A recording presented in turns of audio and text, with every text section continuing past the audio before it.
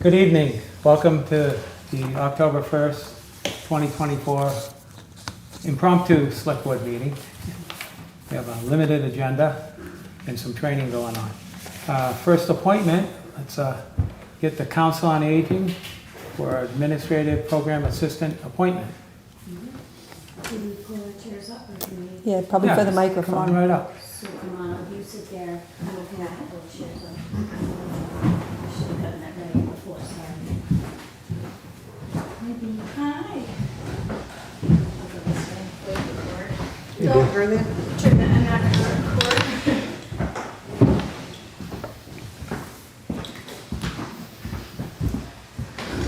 Why don't you introduce yourselves and Okay, so I'm Colleen Letourneau, the Director of the Council on Aging in the Senior Center here in Northfield. I'm Deb Lanou. I'm the chair of the Council on Aging. And we'd like to introduce to you Deborah Ann Ryder. And she is our choice after a screening and an interview to become the new Administrative Program Assistant. Yes. yes. Nice. Any questions for Deborah right now? I mean, it's working. You live in town, Yes, I live in Northfield. We've been here almost 2 years now. yeah. And moved here from northern New Hampshire and have children in the area Oh, good. and grandchildren. Yeah. And this is perfect, right up my alley, so. Yeah, I sure noticed is. that looking at your Yes, your resume and yes, the application that it is right up your alley. yes. So I was very anxious when they called and said, are you interested in applying? So, very anxious to start. Great. And anybody else have anything to say, Deborah? Just curious, Colleen, what do you think and Deb, what do you think the priorities are for her start?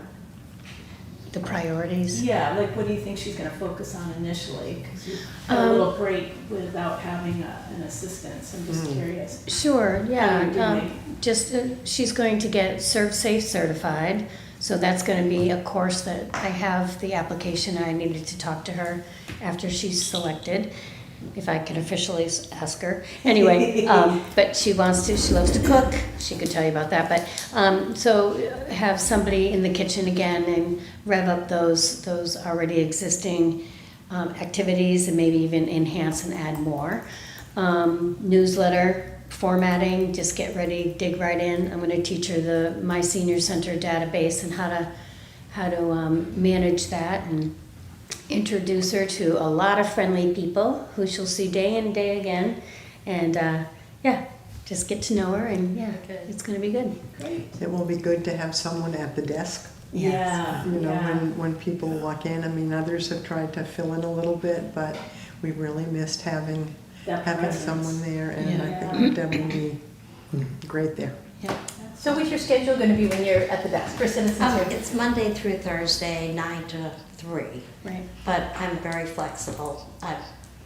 I'm retired, so. Work. Not anymore. You know how that goes. So, yes, I could fill in whenever, and if there's special events, I'd be happy to attend those and help out. So, I just would like to say that with the interview committee, Deb was a unanimous and enthusiastic choice of everyone. Definitely. Good. That's good to hear. Yeah. All right. I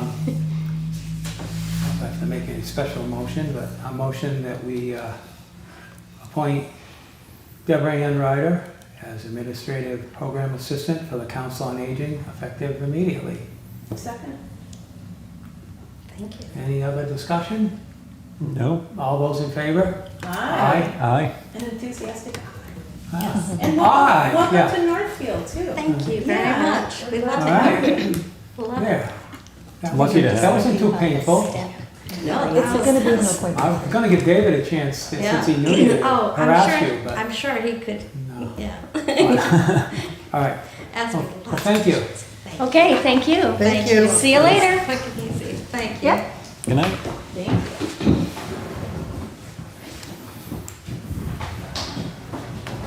Okay. We have a few minutes. We'll do review and approval of warrants. They're over there somewhere. Yeah.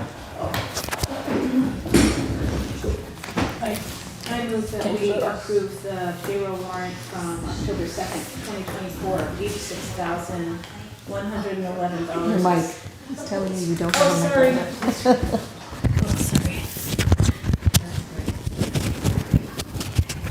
I move that we approve the payroll warrant of October 2nd, 2024 of $86,111.71.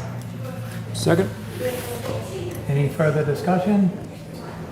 All those in favor? Aye. Aye. Okay. All right.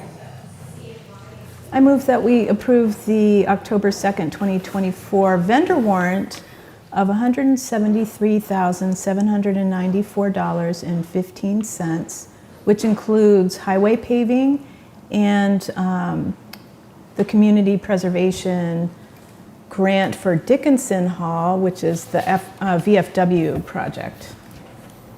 Second? Okay, any further discussion? All those in favor? Aye. Aye. Abstain. I don't know, maybe you want to start your other thing. I spoke to him today, maybe he got caught in traffic because Tim is definitely coming. Okay. So Okay, well, we got you can those things. certainly start your discussion, I suppose, and then go back to it afterwards on your priorities, since you all have that. Yep, got that. Thank you.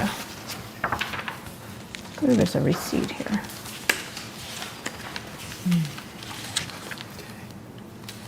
Okay, we can start with role of the select board.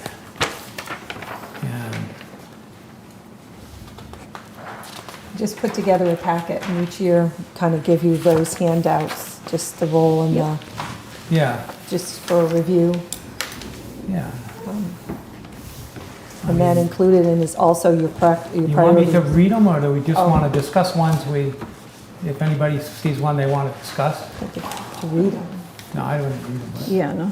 Let me just make sure my phone's off. yeah, as a member of the board, in relation to his or her community should, anything in that first section, if someone would like to,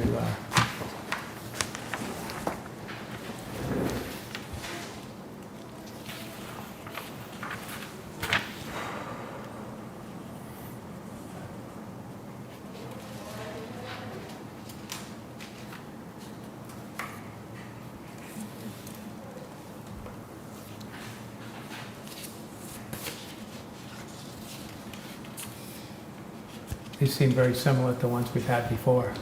Yeah, it's the same one, and you just review it each year and just Yeah, yeah. I think refresh. this is also in the Selectman's Handbook Yeah, from these are MMA, drawn right? from- That's what, Drawn from multiple sources like that.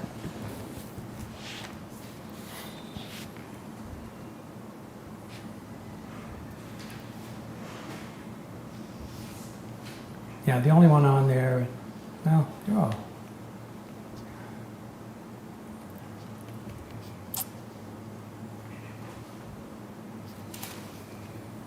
Oh, if there's nothing to discuss in that first section, why don't we go to section 2? okay. A member of the board in his or her relations with the administrator should.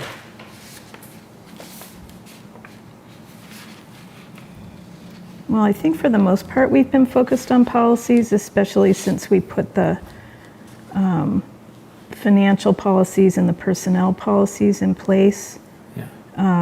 a few years ago.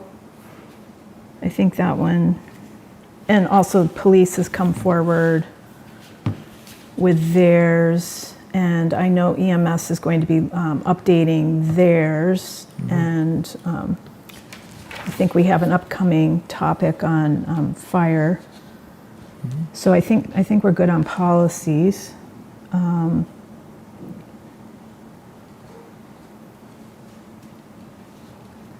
Administrative chain of command.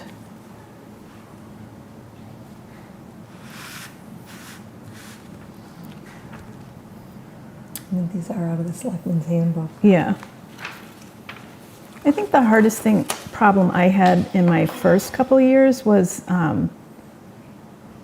my role on the board versus outside, because you're always recognized as a select board person, but you don't have any authority unless you've been authorized. So that's, I know for me, the key things have been working with the EMS and also working on the FERC relicensing regarding First Light and needing to get specific authorization to do those outside of these meetings.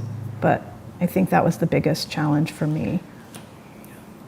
Yeah, a lot of these things, as a member of the board, the administrator, they're all things that are listed either in the in the job description or in the contract. So Mostly in the job description. mostly in the job description, yeah. The The bylaws, some of them too. I think just to address some of the citizen concerns that I've heard in terms of the administrator's responsibility is really about executing the votes that we've taken. So I think some of the concerns that have come from citizen concerns are really about the select board. When somebody mentions the word governance, to me that's about the public body. So one thing that had come up was whether or not the administrator had bought property, and there's no way that we could do that without town meeting authority. So I think there's a little bit of confusion about the process, and I'm hoping, I put that in my priorities, I'm hoping the Citizen Academy courses will help give some understanding of how governance actually works. Okay. Anything else? David, any comment? Straightforward. No, I think it's fairly straightforward. I would agree with what you said. You know, some of the town members think that it's administrator's decision versus the board giving direction. Right.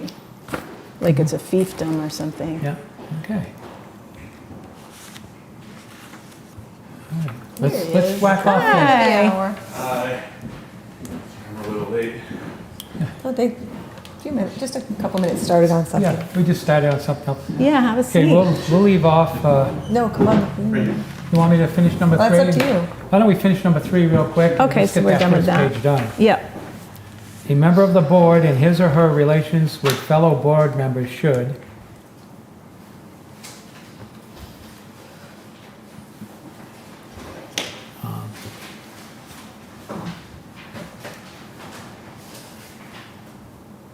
yeah, and a mistake I've made before is make a statement of how I feel on a matter before they've been fully discussed. I was just going to say that was the one Yeah, that that's stuck the out for one me. You know, it's a good idea to hear everything, both sides, if there's 2 sides, or hear the full, all the information before making a decision.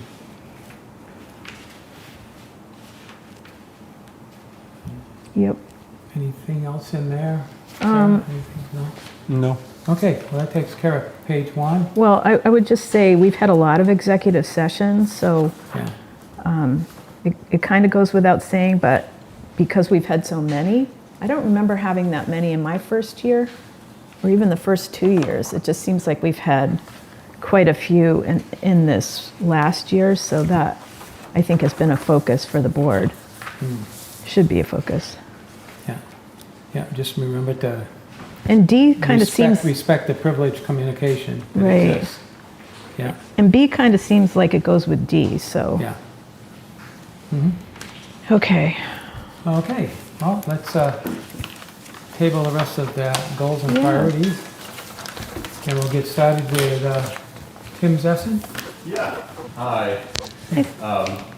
Thanks for having me. Thanks You- for coming. Great. They do So- all have a copy as well. Okay. so. Do you have another? You want Sure, this one? just so you 'Cause don't. I have the board, I can can pull it. see it right here. so. Yeah, great. So thanks for having me. It's nice to put a face with the name. Yeah. So I'm.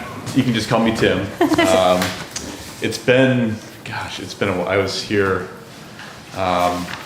years ago with your former town administrator on his. Oh, that is a while. Yeah, on his way out.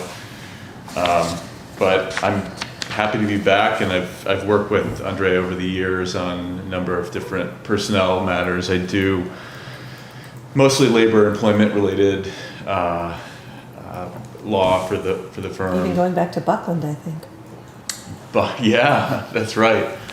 Buckland. Yeah, I represent probably 30 towns throughout the state, so I make my way out here every once in a while. So I'll get started. This is just meant to be a somewhat casual informational session. Andrea wanted to talk to you about a couple issues that are not necessarily particular to Northfield, but I see across the Commonwealth. And specifically with boards that have a lot on their agenda, they have a lot going on, they're not necessarily experts in personnel matters or employment law. So I'm just going to walk through a couple of common issues that I see from time to time. So the disclaimer here, we're obviously just talking in general terms, and if there's a specific issue or a case that we need to talk about, we can talk about that separately. Nothing I say is meant to be legal advice. I'm just trying to give some general guidance. And I will say that if this is sort of an informal session, so if any questions come to mind, just raise your hand. I'd be happy to engage. And sometimes that's a more effective way to get an idea across. If there's something specific, maybe don't use names or a position title, something like that. But we can go back and forth and talk about things that have come up in town.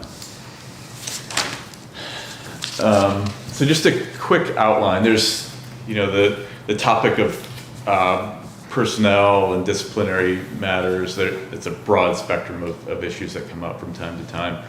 So tonight, or this afternoon, actually, I'm going to focus on four separate topics. The first will be focused on personnel and disciplinary matters and the role of the select board. Second will be collective bargaining, and associated with that a little bit is contract negotiations with your individual employees. So when I talk about collective bargaining, I'm referring to negotiations with the police union here in Northfield. And then for contract negotiations, it's the negotiations with separate or individual employees. And then lastly, a quick discussion on personnel files and employee performance evaluations. Great. I guess before I get started, is there anything else that you were hoping that I would address, or that any additional topics that you're interested in? I think sorry. No, go ahead. I think for me, it's given kind of hearkening back to citizen concerns too, is when citizens are free to come before the select board meetings and talk about their concerns. And so sometimes they will raise the concern with a given department or an individual. And I think the challenge is for any board, but also for citizens coming forward and for us listening to that, is to make sure that we have some sort of framework in our minds when we're hearing this. That, my understanding, for example, is that we can't use names, that employees have rights to notification and dealing with the select board in executive session if they choose. So when people are freely discussing things at town meetings or in public meetings, it's a little awkward and concerning, because you want to address people's concerns, but at the same time you don't want to be, I think the select board particularly has a difficult role, because we want to address citizen concerns, but we don't want to do anything that's going to put us or the employees in jeopardy of any sort, especially legally. That's a great point, and I'm hoping that's in there, but that's my major concern. I'll start with that question or that concern, and then that sort of dovetails nicely into the first topic, which is employee discipline matters. Generally speaking, having citizen concerns or citizen time or speak on the agenda poses a lot of challenges for boards because you don't know what's going to come up. You know, what I would recommend is that if a resident comes up to the microphone during one of these scheduled times and says, I've got an issue with this particular employee, I saw him out on the road and he did X, Y, or Z. The citizens' time is really not the appropriate venue to discuss that. And I think you can respectfully sort of interrupt and say, I hear you, I completely respect your opinion. I would invite you to speak with Andrea or speak with me, whoever the select board member is. The chair. After the meeting. It can be any one of you really, you know, as long as the message gets conveyed to Andrea and the chair. And then invite them to speak with you after the meeting.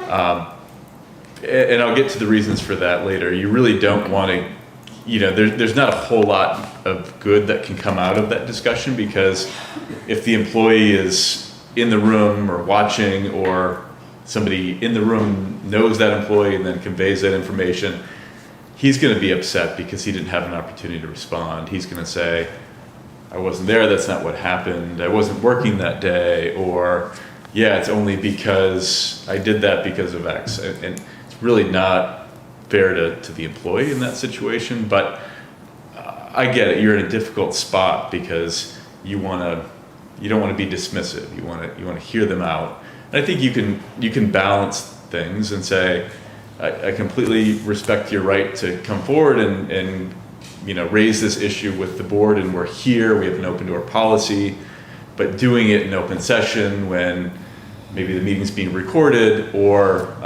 you know, there's reporters in the room, whatever, it's really not a fair opportunity for the employee, because, you know, under the law, they have certain privacy rights, and they also have the right to be present, to respond to the allegation, and have it be held in executive session.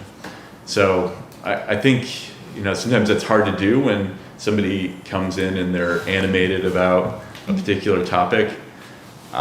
You need to do your best to sort of steer them to talk with you after the meeting. So when you say employee, is that narrowly defined as someone who's paid by the town, or does that? It's not. No, it's not a narrow definition. It's a broad definition. So it would include town officials, volunteers, paid or unpaid, appointed officials, elected officials, all of the above. Contractors and consultants as well? I would include everybody in that. Right. You know, because even if you had, let's say you had a complaint against a independent contractor or consultant, or somebody you worked with on the town, and they had a problem with the way they handled something, you want to give that individual an opportunity to come forward and hear what the allegations are before he's sort of on the hot seat.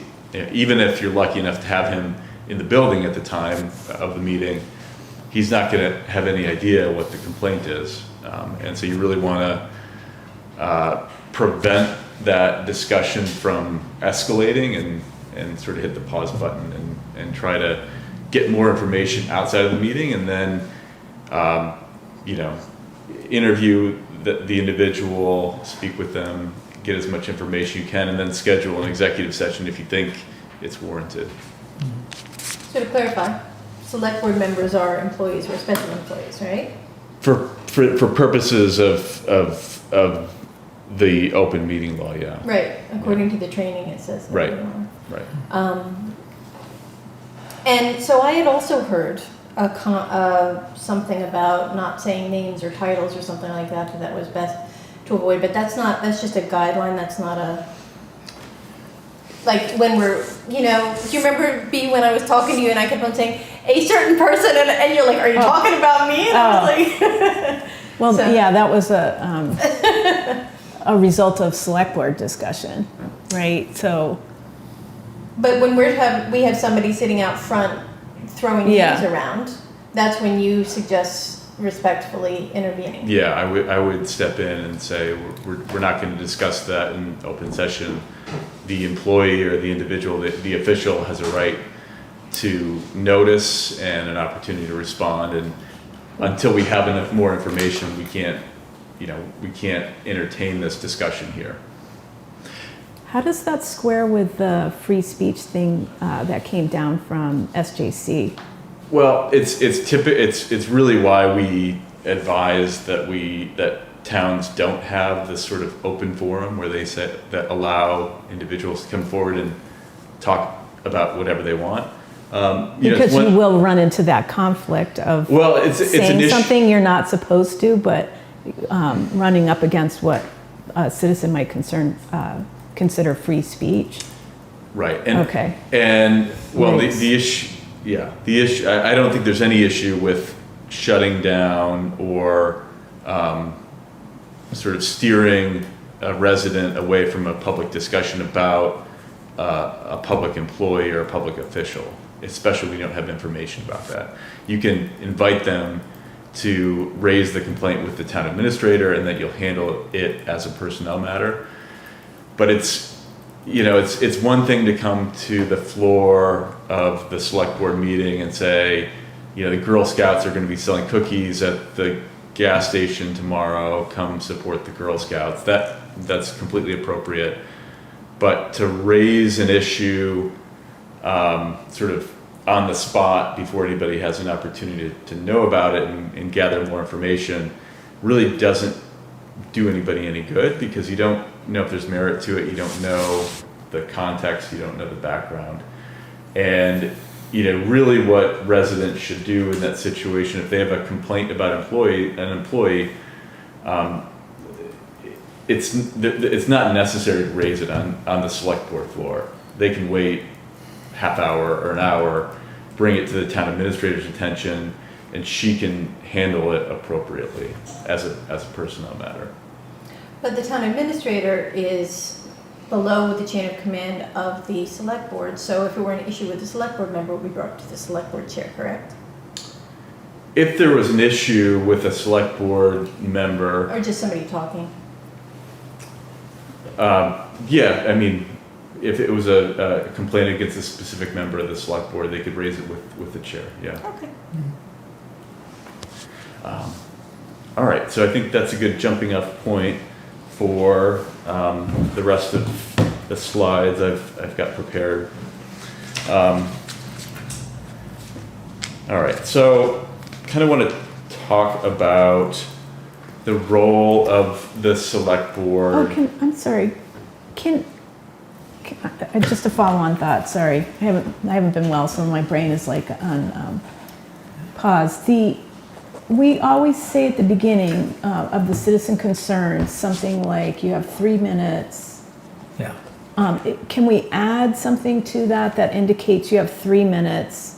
We ask that you not use names or make comments about individuals, that keep your focus on your specific issue and concern, not on, and if it's with somebody, then we're going to have to.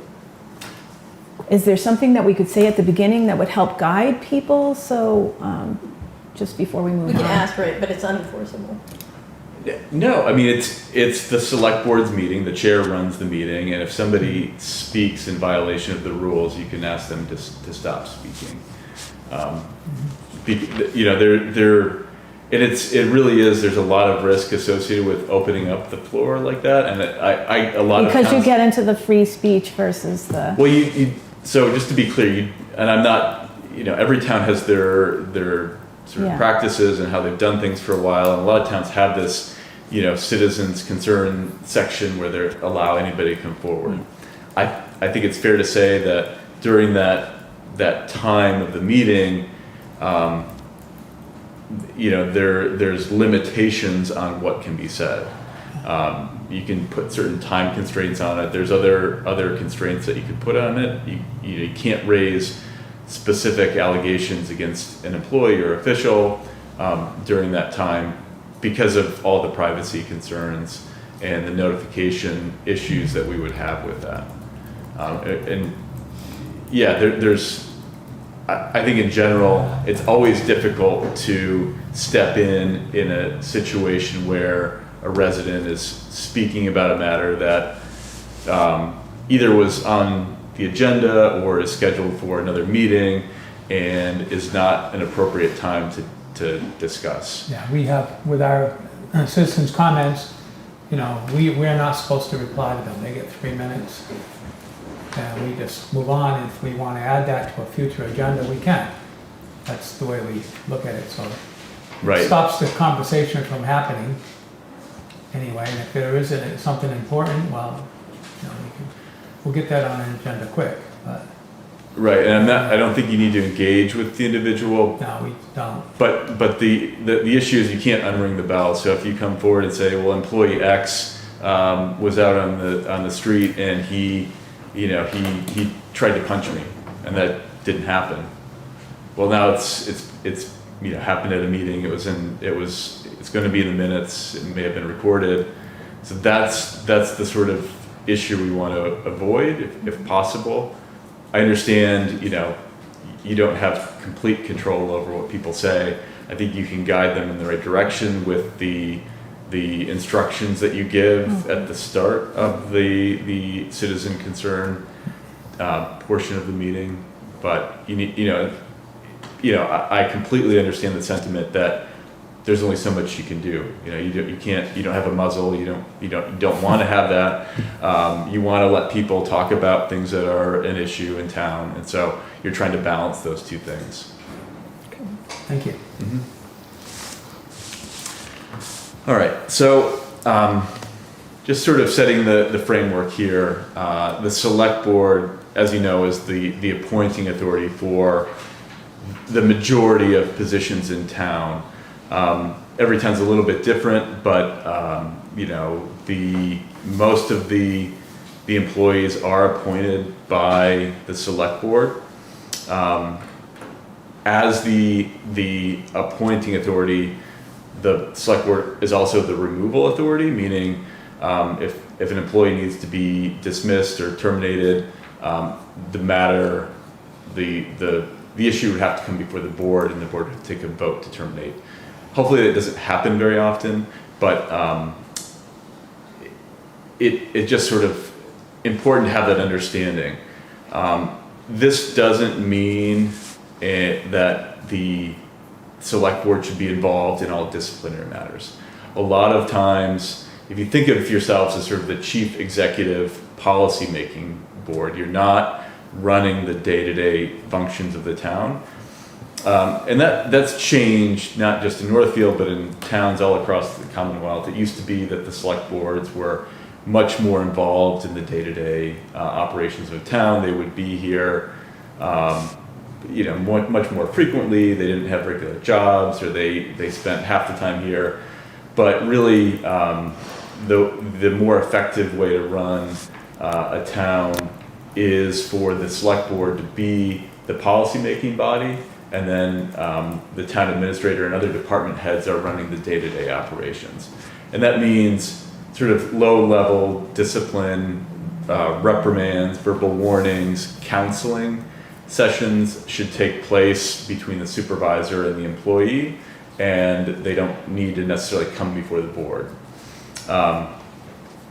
Under the bylaws, I think the town administrator is responsible for the daily supervision of employees, so making sure employees show up on time, making sure they're wearing appropriate attire to work, those sort of baseline work rules that we expect employees to follow. And then those are sort of the easy cases, but the more difficult case is obviously when there's a more serious allegation of misconduct.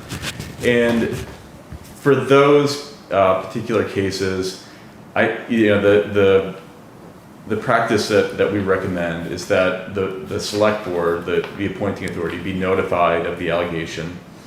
The town administrator or her designee or a department head will investigate the allegation. That means interviewing all the witnesses, the subject of the allegation, get as much information, get as much documentation about the allegation that you can. And then the town administrator or whoever's conducting the investigation would then complete a report, make factual findings about the allegations. And then if it's warranted, meaning if she finds that there's merit to these allegations, then, and it's a serious infraction, then the matter would be brought before the select board. And really, the reason for doing it that way, and it's a little bit slower than just bringing it immediately to the board, but when you bring it, sort of bring it to the board without having all the facts, you end up with what can potentially be a circus, and it's very difficult to control. In the investigative setting where you have one interviewer and one interviewee, you get much better information than if several people are yelling at each other trying to prove their point. So it's more time consuming, but a much more effective and objective way to handle an allegation of serious misconduct. And just sort of highlighting this last point, any low-level discipline should be handled at the department level, and avoid sort of the public setting, because at the end of the day, the town is not only the municipality, but it's an employer. And there's certain things that should be a very simple employer-employee relationship, handled semi-privately. And the main point of that counseling or the written warning is to address the issue. Maybe it's performance related, maybe it's some misconduct, but to try to steer them in the right direction. Sometimes bringing an employee in front of the board can be embarrassing, awkward, not very effective either, because they're on the defensive. It's 5 select board members. Well, that ends up being a fairly good-sized punishment in and of itself, right? Yeah. So it's not going to, if really what you're trying to do is correct somebody's performance, bringing them in front of you publicly, especially with multiple people, is daunting. Even in an executive session, I've seen people very, very uncomfortable, and we're all uncomfortable. Can you give some examples, though, of serious misconduct versus low-level discipline? Can you just give a few examples that you've run into? Yeah, I mean, low-level discipline or low-level low-level misconduct would be, reporting late to work, or sick leave abuse. Maybe in the first instance, another low-level discipline would be sort of minor insubordination, talking back, or fighting with a coworker or something like that. It doesn't result in any sort of physical violence. Any performance issue, somebody that's having struggles in the workplace, having difficulty performing what they're supposed to do, or doing what they're supposed to be doing, that should be dealt with at the department level, or with Andrea's help. The more serious allegations would, it really runs a gamut. Fighting, drug use, impaired driving, failure to maintain a license, harassment. It's sort of, it's pretty all encompassing. It can be a variety of things, but I would say it when you see it, when you hear about, and obviously if Andrea hears about something like this and she's unsure about whether it rises to that level, I would recommend that the select board be made aware of it, so that the chair and the members can decide whether this warrants, raising or elevating the matter to the select board.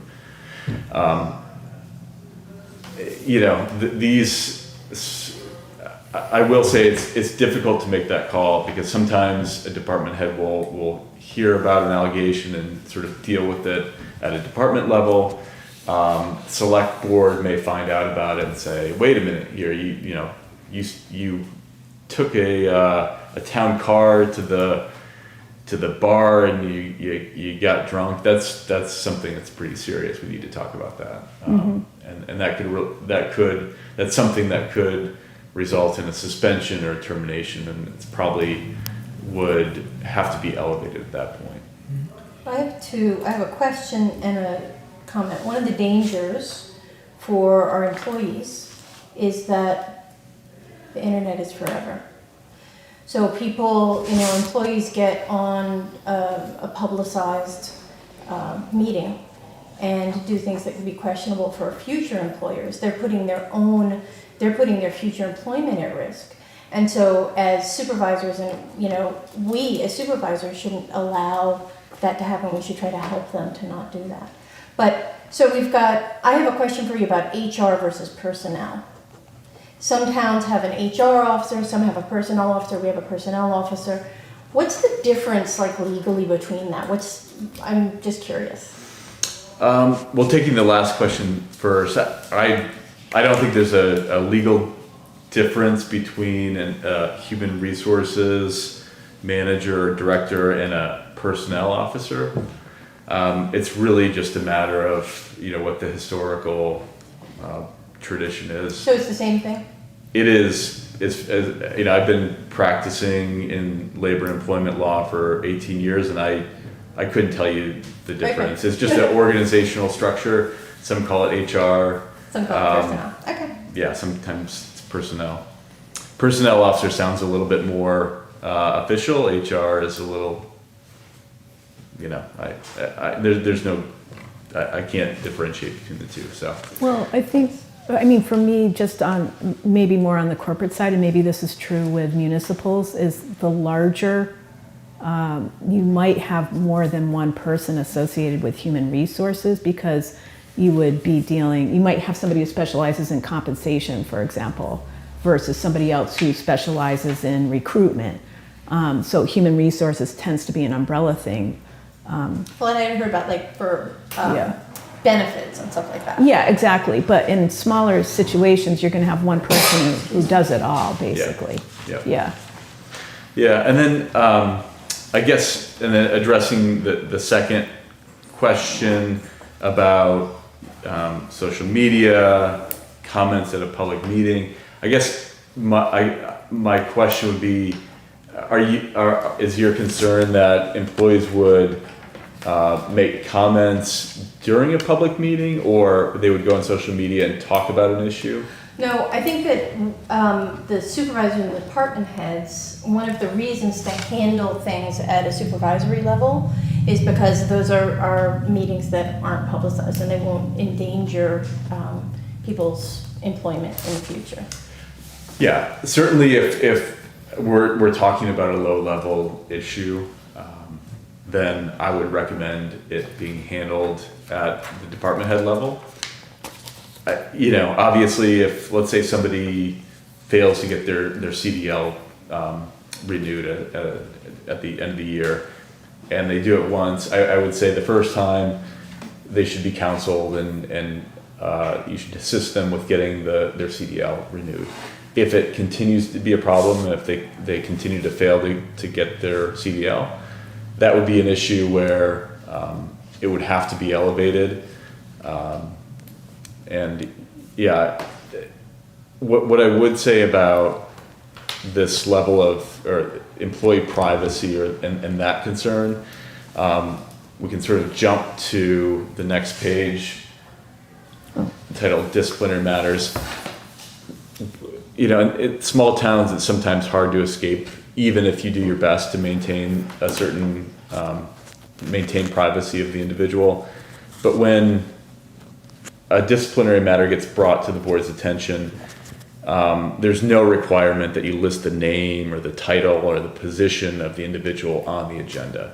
So it can be a very generic agenda item that says purpose 1 to discuss complaints against an employee. That's it.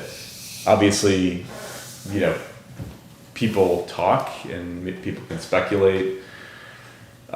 You can't prevent that from happening, but That's an executive session. right? that would be an executive session under purpose one. That's how you would handle most personnel matters before the board. Yeah.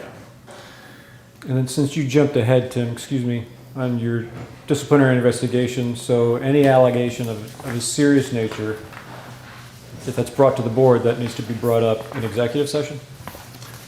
Yeah, yeah, exactly. And so if one of these more serious allegations comes to the attention of the town administrator and the select board, after completing the investigation, the matter would be put on the executive session agenda, and there would be a discussion in executive session.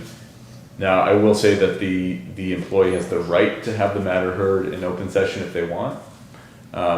Sometimes if the matter has become public in nature, they want an opportunity to sort of clear their name. And I've seen it where people will invite their coworkers or friends or family members in to support them, to sort of pressure the select board. That's just the way the open meeting law is designed. It can make it difficult to be the employer and to actually give out effective discipline in that case, because you're facing sort of this political public pressure that a normal employer in the private sector wouldn't have to face.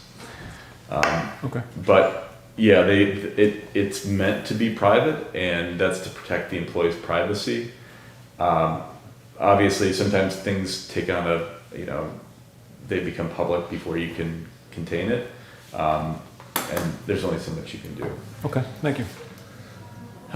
In terms of the notice to the employee, they need to be provided with written notice, a summary of the allegation, and a copy of the report if one exists, any documentation that supports the allegation, and this needs to be provided to the employee 48 hours before the meeting. So what you really want to avoid in these situations is the situation where the employee is sitting here and doesn't fully understand what is being alleged or what has happened, and maybe the select board doesn't fully understand what's happened, and everyone's sort of looking at each other like, what are we doing here? You want this meeting, if it comes to this, and this should be reserved for pretty high level discipline, you want everyone to be fully informed. You want all the facts to be out there. You want to have statements possibly in writing from all the witnesses. You don't want this to be a trial where you're calling people and saying, what did you hear him say? Or what did he say? What did you see? What date did this happen? The meeting really should be an opportunity just to give the employee an opportunity to respond to the allegations and to sort of plead his or her case before the select board. What's the, so when you talk about that, in my management experience, it's really important to document, because there's a buildup. Most cases I find there's always a buildup of something disciplinary that goes from low level and then kind of blows up at some point. But my concern would be, I'm going to channel one of our former select board members who was always like, our goal is not to be sued, right? Or as somebody from Irving put it, be on the right side of legal. So if we are actually doing something in public and we start interpreting what we're hearing or actively discussing it as a board, especially when we're being recorded, then that can be used by the employee in a suit, right? And even if we're in the right, if we didn't handle it properly, we've had this issue with dog hearings, for example. If you don't handle it exactly properly, then even if you were in the right, you're still in the wrong, so to speak. You're still liable for, if we can use that word, we're still subject to being sued. Well, we're subject to being sued anyway, but the key thing is not to step into it and really open yourselves up to, and then this person said, and then this person said, because it would be in the minutes and it would actually be recorded. right? Yeah, and I guess what my response to that would be is it's critical that everyone's prepared, and not that you weren't in that particular situation, but if you go into a meeting or a hearing Yeah. with a really clear understanding of what happened and what the law is and what your role is, you're less likely to step in it, as you say. So to speak. Where boards really get into trouble, I find, is when they don't really understand the facts or the law, and they sort of spitball and say, well, what about this? And, they sort of, well, what happened there? And they're trying to figure out things on the fly. Oh. It's being recorded. It's in public. People are watching, as they should be. They're members of the public. They have a right to view this hearing. But I guess the best response to that is you just need to be really prepared and understand all the facts. And what I see in the personnel or discipline context is when these meetings are held in open session because the employee wants it held in open session. Select board members are less open. They sort of close their mouths and just look at each other like wink and a nod, and then they'll vote instead of having a full discussion. And that's not great either. I think the idea behind these meetings is that this is your opportunity to deliberate over the allegations and how this particular matter should be handled. And by sort of doing the wink wink nod nod, you're sort of give the impression that you've talked about this ahead of time, which is obviously a violation of the open meeting law. The only deliberation that can take place is right here. And so that's sort of another reason to have this open dialogue, but do it in an informed way. I can't say that you're going to be shielded from liability or lawsuit if you are prepared. There's some situations where no matter what you do, you're probably going to end up on the wrong side of a lawsuit, but that's sort of an inherent danger of being on the select board. Well, it sounds like a delicate balance.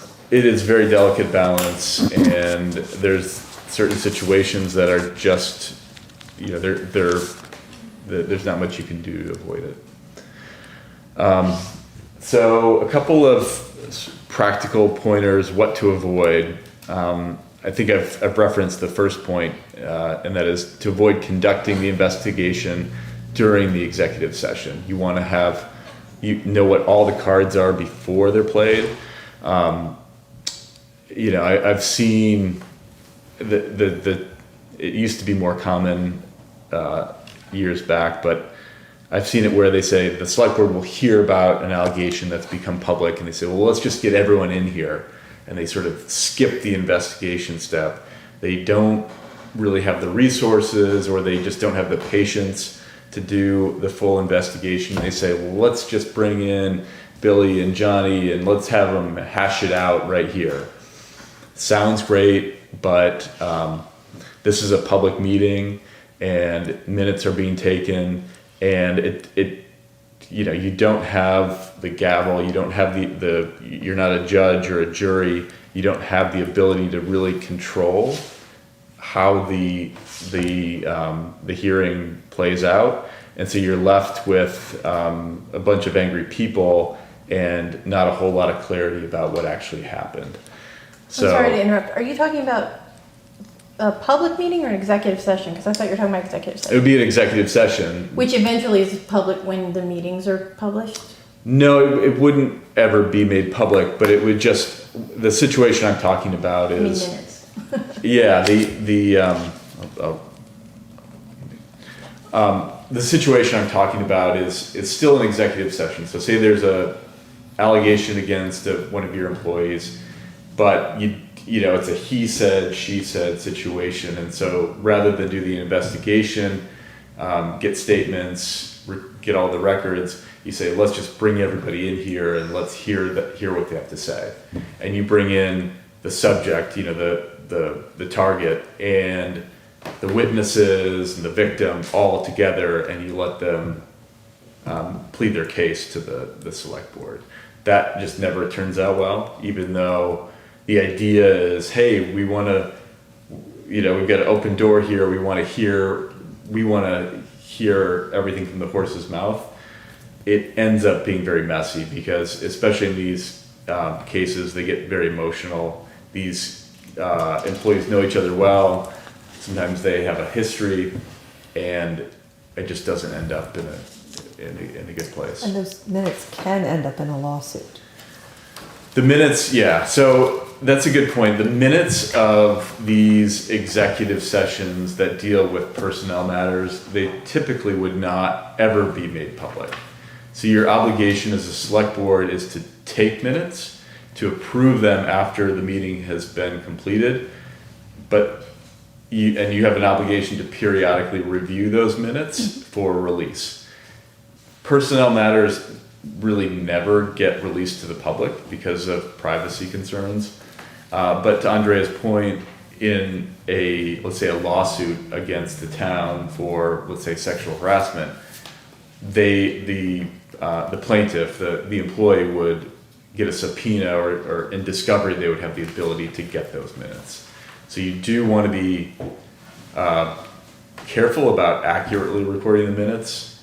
And just sort of a note here, side note about how to take minutes. I emphasize this point every time I meet with a select board.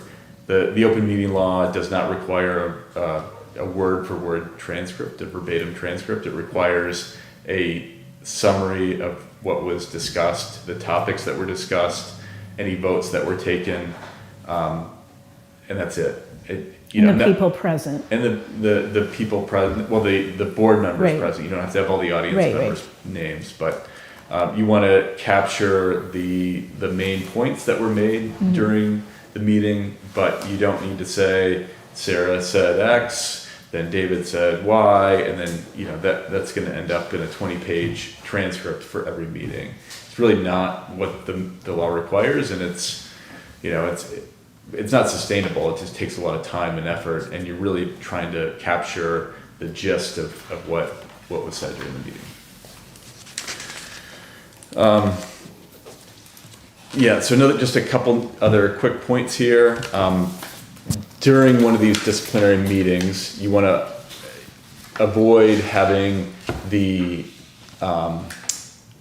employee cross-examine a witness. So a lot of times you'll have the employee there, they're allowed, they're entitled to be present. If there's other employees, other witnesses present, you want to avoid the confrontation. So, in a real trial, you would have the right to confront your witness. In a disciplinary hearing, you don't have that same right. Obviously, you want to give employees an opportunity to plead their case and to respond to the allegations, but this venue is not set up for cross-examination. Oftentimes they'll be sitting like right here. There's not a lot of space. It's really not the proper venue. You don't have a judge to intervene if the question is improper.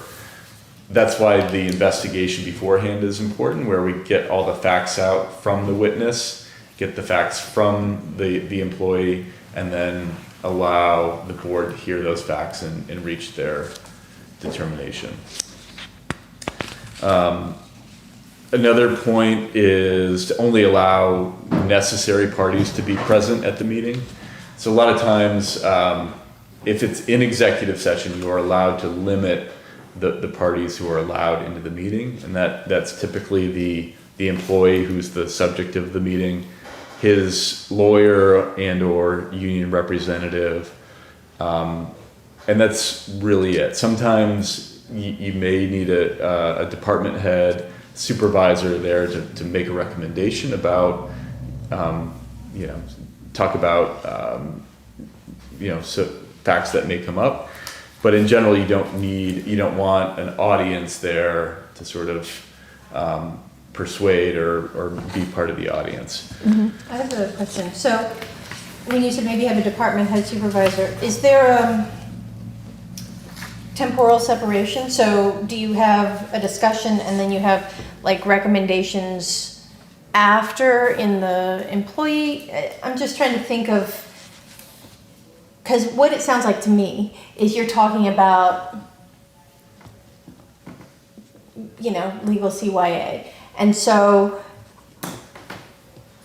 does the conversation happen and then you have the department head or supervisor, when we're in executive session, give recommendations after everybody's left? Is the employee there for the whole time? I just want to get an idea. Yeah, that's a good question. The way I would typically structure a disciplinary hearing like this is when at the start of the meeting, Andrea or the department head would give a summary of the facts that were found in the investigation. And that would just be a recitation. It could be, they could read it off of a sheet just to present it to the board, make sure that everybody's on the same page.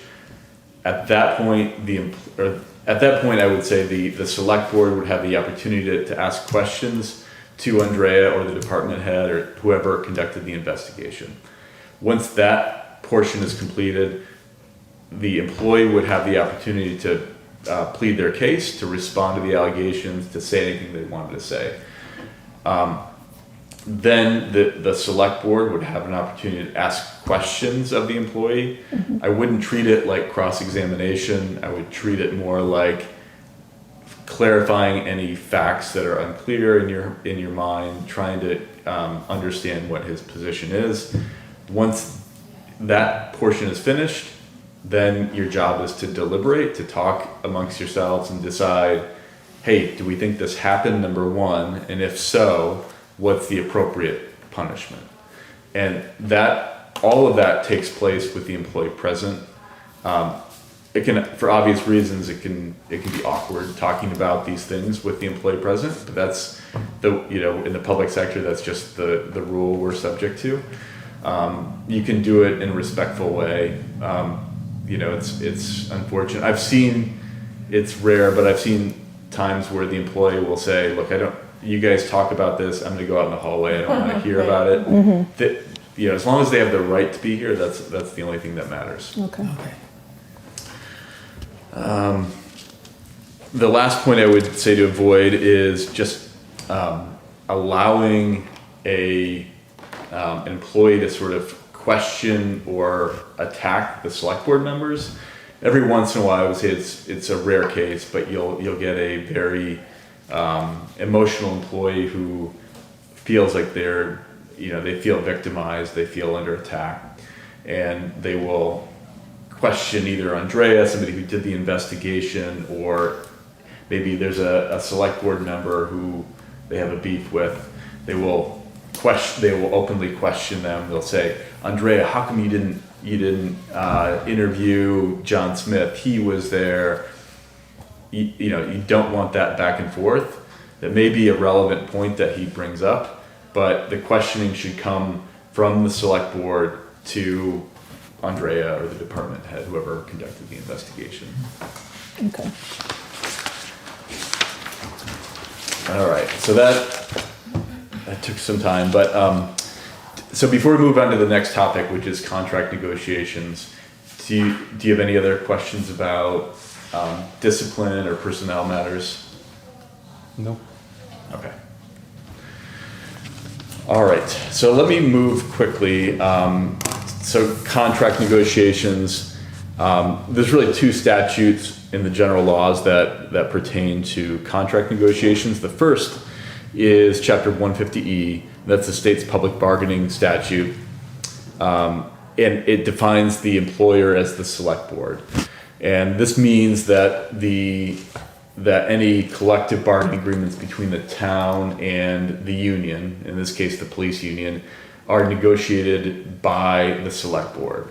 And that means you're ultimately the one who signs off on it. It doesn't mean you're necessarily in every contract negotiation, but it means you are ultimately responsible for approving the terms of a collective bargaining agreement and then presenting that contract to town meeting.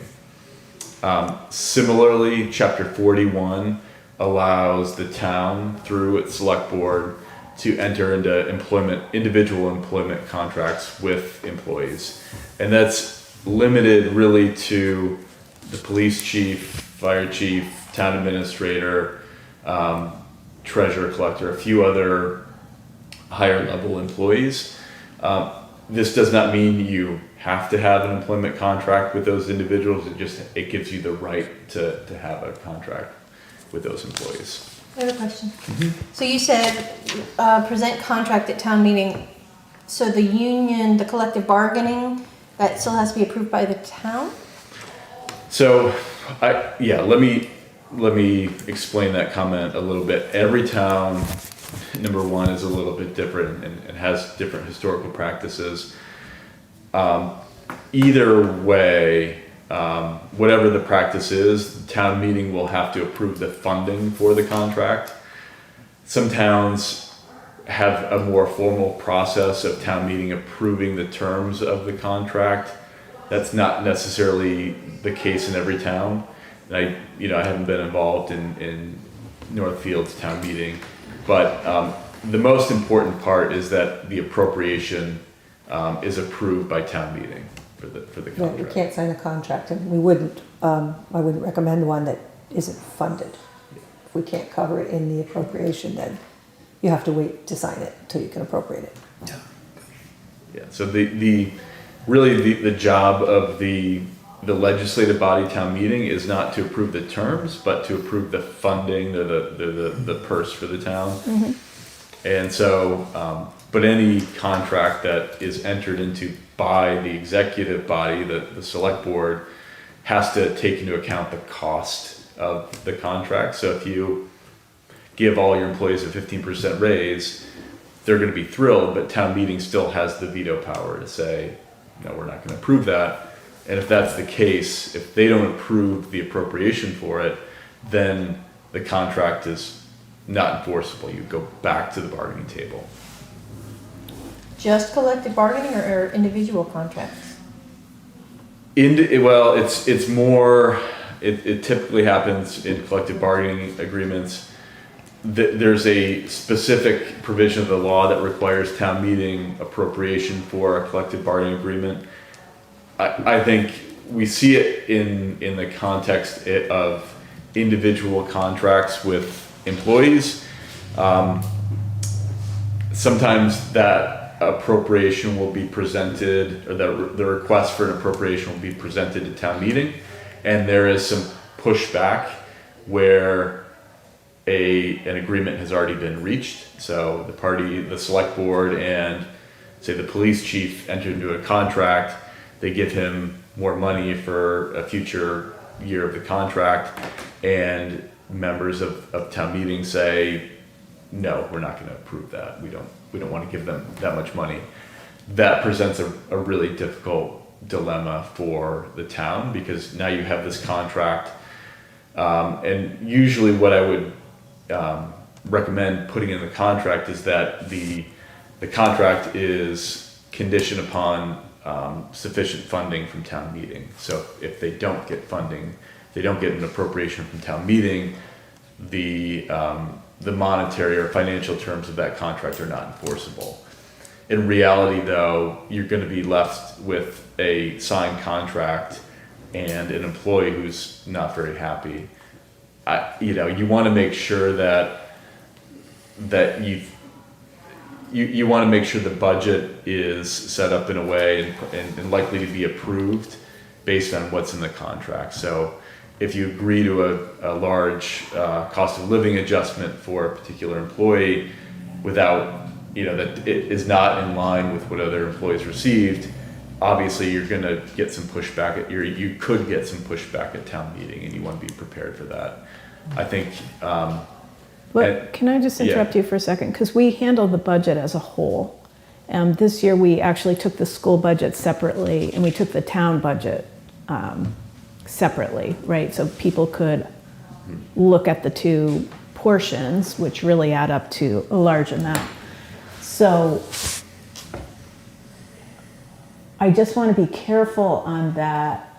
We have some flexibility among the accounts. So if a department goes, like police, goes through the budget review process over the course of the year and determines there's enough money in that budget So for example, we had somebody who had left the department, so there were a couple of months where the wages were not being utilized, so that left extra money in there, and those were then expended on additional traffic enforcement, right? So we still have that ability, if the overall budget is approved, to make adjustments. The other concern that I have is if we're leaning toward doing things on the floor, so to speak, of town meeting after everybody's gone through the budget process and has worked with the finance committee, which has a different charge, then we need to be careful that we're not somehow presenting ourselves as employers who, whatever you're talking about with an employee or a group of employees, can be undone, right? Because that's not going to lead to like good recruitment or retention, right? So we need to be careful about the balance of, we need good employees, we want to attract people to Northfield. On the other hand, if things become discussion points along the way, rather than doing it in the concept of good faith, then we're setting ourselves up for not being able to attract employees, correct? Yeah, and what I will say, without getting into the weeds too much on contract negotiations, is that it's in many ways more of an art than a science. And It's town meeting members they're members of the public, they're taxpayers, they often have a connection to the town, maybe they know employees who work here. They're aware of the labor market, they're aware of rising wages, they're aware of these facts. And so, it used to be a little bit more common a few years ago for town meetings to say, no raises for anybody, like I haven't gotten a raise. I'm seeing the sentiment change in recent years, and this is just broadly speaking. People understand that things are more expensive now, and it's harder to retain and attract good employees to come and stay in any town. And so that's not a very black and white answer, but it's just sort of thinking about the big picture when you enter into these contracts, knowing how it's going to be received by town meeting. Well, that's why we've got the budget, and then we negotiate in light of what we know the budget is, right? So we're not setting ourselves up for a catch-22, or the town for that matter, right? Because we don't want people to feel like it's all free form and the budget wasn't considered. Okay, I just wanted to make sure we... No, you're doing it, I think that's the right way to do it. Okay. So just a couple of practice points for contract negotiation with unions and with individual employees. When you have a contract expiring, I would recommend the select board should meet in executive session to discuss the strategy with respect to negotiating a new contract. So if you know somebody's contract is going to end in 6 months or a year or whatever, setting up a time to meet in executive session without the employee, without the union present, to talk about, hey, do we want to renew this contract? Do we want to offer him additional compensation? Do we want to extend it for a short period of time? All those are things that you should talk about and get a consensus on before sort of starting the contract negotiation process with the employees. During this meeting, you want to identify key subjects for negotiation, whether it's more money, leave time, vacation, a take-home vehicle. All these things can be discussed. My recommendation is typically to assign a member, or in this, with a 5-member board, you can have up to 2, I guess, representing the board during negotiations. Again, these are sort of, I would call best practices. There's no right or wrong way to do contract negotiations, and sometimes towns have done it a certain way for X number of years, and this is just the way it's done. The issue with, and I've seen it the opposite way, which is negotiations with the full board. So you bring in Jane Smith, the police chief, and you talk about what is going to be in her contract for the next 3 years, and that works. The problem with it is, one select board member may not agree with the other, and so you end up having this semi-public fight about, well, we should pay him $50,000. No, I think we should pay him $60,000. That weakens your position, and you're not necessarily using hardball tactics at every turn here, but you do want to come Because your strategy is in full view Right, of the exactly. person you're negotiating you know, with. But that would Yeah. be executive, right? That's It still would be Even if it's an executive, executive, if you have the employee or employee, the yeah. union negotiating with you and everybody's like, well, I think it ought to be this and ought to Yeah. be, then But it's like that's what real we used to do estate. Before, that's the. What? That's the identify key subjects for Right. negotiation. Yeah, yeah. We used to be doing that before. but also just assign or delegate responsibility to negotiate directly with the employee to a certain member or members. And that way, once that member is selected, then you talk about the key issues, then you talk about parameters, then you talk about, what are the employee's demands, what's our budgetary constraints, and then sort of allow that member to speak directly with the employee.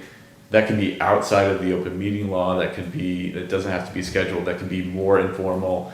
And oftentimes you get a better result when you have this one-on-one discussion. Obviously, then that delegate or that selected member would come back to the board, periodically, whether it's every couple of weeks, and give an update and say, hey, we're close, or this employee is demanding a 50% raise and we're really far apart, or he's, whatever it is, you have the opportunity to sort of meet up and decide, how close you are to a contract. It says minutes will become public records. Is that are minutes kept of negotiation?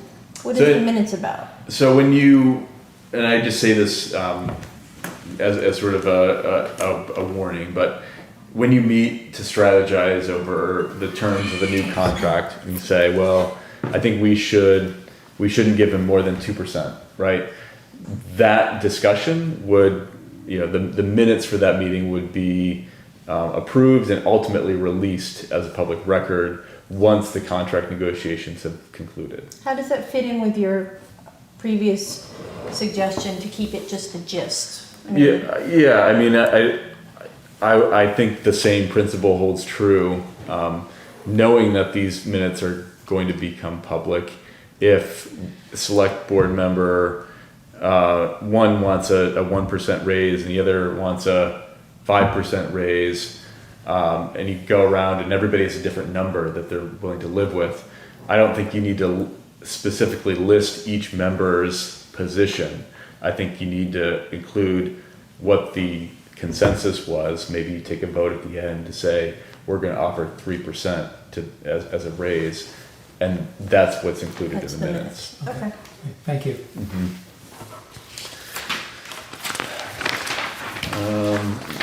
Move on quickly. Let's see. So, yeah, this one is sort of a point we hit on earlier. Avoid negotiating with the employee present before there is a consensus. It sounds obvious, but it will weaken your negotiating position if he or she knows that you don't stand united in the negotiation. The second point here is, it's sort of I recommend when you're maybe close with an employee and reaching the terms of a contract, that you schedule an executive session for two purposes. One is to strategize over the terms, and secondly, to negotiate directly with the individual. So this way you can start with the employee right here. You can say, hey, we're really close. We just need to meet for 5 minutes. Can you step outside? The board then deliberates and takes a vote on what to offer the employee, and then invites him or her back in. And And then you can negotiate directly with the employee once you've met and discussed your position. So it's sort of a twofold purpose for executive session, and it allows you to have a much more productive meeting, especially when you're pretty close to agreeing on the terms of a contract. I wouldn't recommend this approach at the beginning. The beginning is really better left for a single delegate to negotiate with the employee, and then come back, see how the contract is going to be structured, see how close the parties are. Once you're close, this may be a more effective strategy. All right, we're getting close here. Last subject is personnel records and personnel evaluations. So just one sort of key point is that evaluations of most employees should be completed and distributed annually by the appropriate personnel, usually a supervisor or the department head.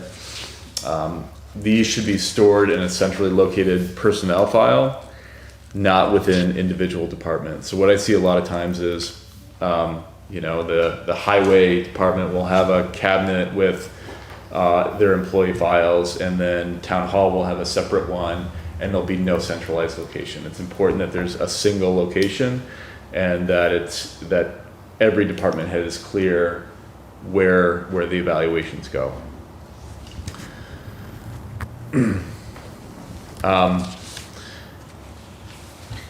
And so typically, the performance evaluations of rank and file employees, so your highway employees, your police officers, your town hall employees, those should be conducted by the department head or supervisor, and the select board would not get involved in the performance evaluations of those employees.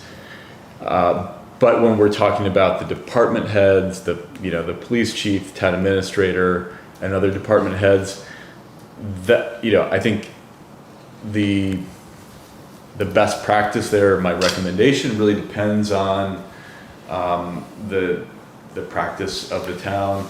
A lot of towns will, the select board will conduct the evaluation for all department heads, but it really depends.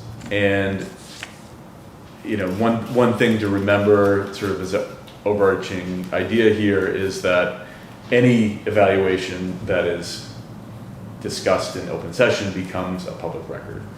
So that's typically why most performance evaluations are conducted at the department level. But when we're talking about the town administrator, police chief, and other department heads, there's a process that we recommend towns follow with respect to those performance evaluations. And just in sort of broad strokes, that practice first is for the individual select board members to complete their own evaluation of, let's say, the town administrator. Typically there's a form, there's a section for comments, for constructive criticism, and similar remarks. Those individual evaluations would then be sent to either the chair or a administrative assistant to compile and to create a single performance evaluation that would then be provided to the town administrator or other department head. And then if the board wanted to discuss it, it would have to be done in open session, and the employee would have an opportunity to sort of ask questions or give comments, or the select board could then discuss the evaluation in open session. The benefit, and towns do it differently. Not everybody discusses it in open session, but if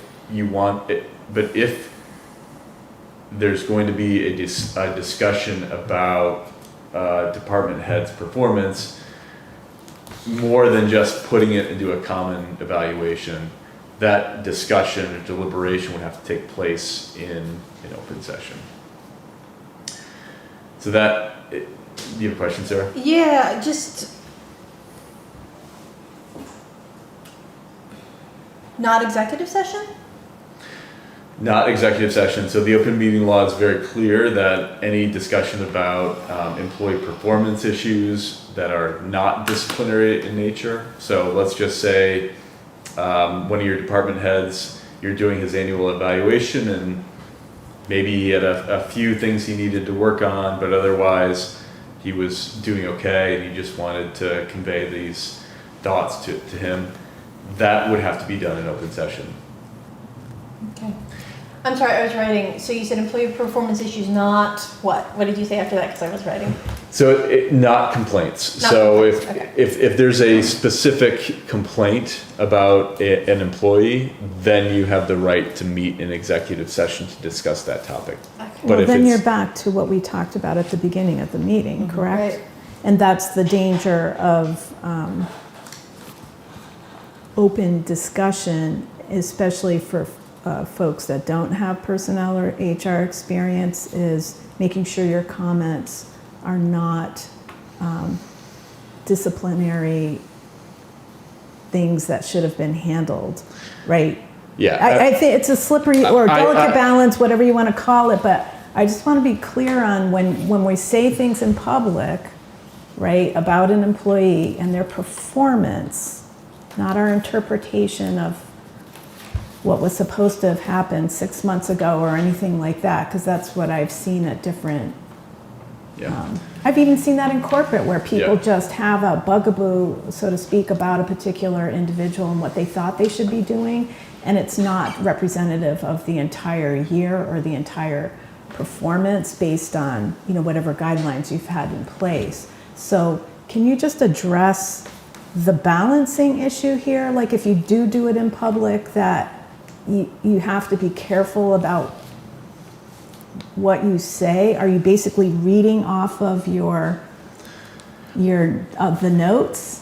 Look, this is a quirk of Yeah. the public sector open meeting law. Right, I And know. when the legislature drafted it years ago, they Yeah. said, we want citizens to have the right to hear what the select board thinks about the town administrator's performance. That's one of the areas where they thought the rights of citizens to hear where their money was going and how it was being spent was more important than the privacy rights of a high-level employee.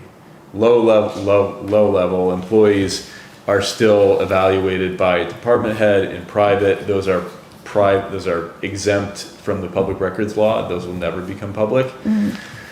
For whatever reason, they made the policy decision years ago to say that these types of performance evaluation discussions should happen in open session. And so if 5 members of the select board each have a different feeling or opinion about how the town administrator is performing, you have the right to put that opinion into your evaluation, have it be compiled, and then if the chair wants to have a discussion about the differing opinions of the performance, that would take place in open session. Now, I completely understand that that's a difficult conversation to have, but if one member thinks the town administrator is doing an A+ job and the other person wants to fire her, that you gotta at some point have that discussion, and the only opportunity to do that is in open session. Now, I will say in terms of whoever wants to fire the employee, that would not be an appropriate venue for that discussion. The discussion would be limited to specific deficiencies with his or her performance.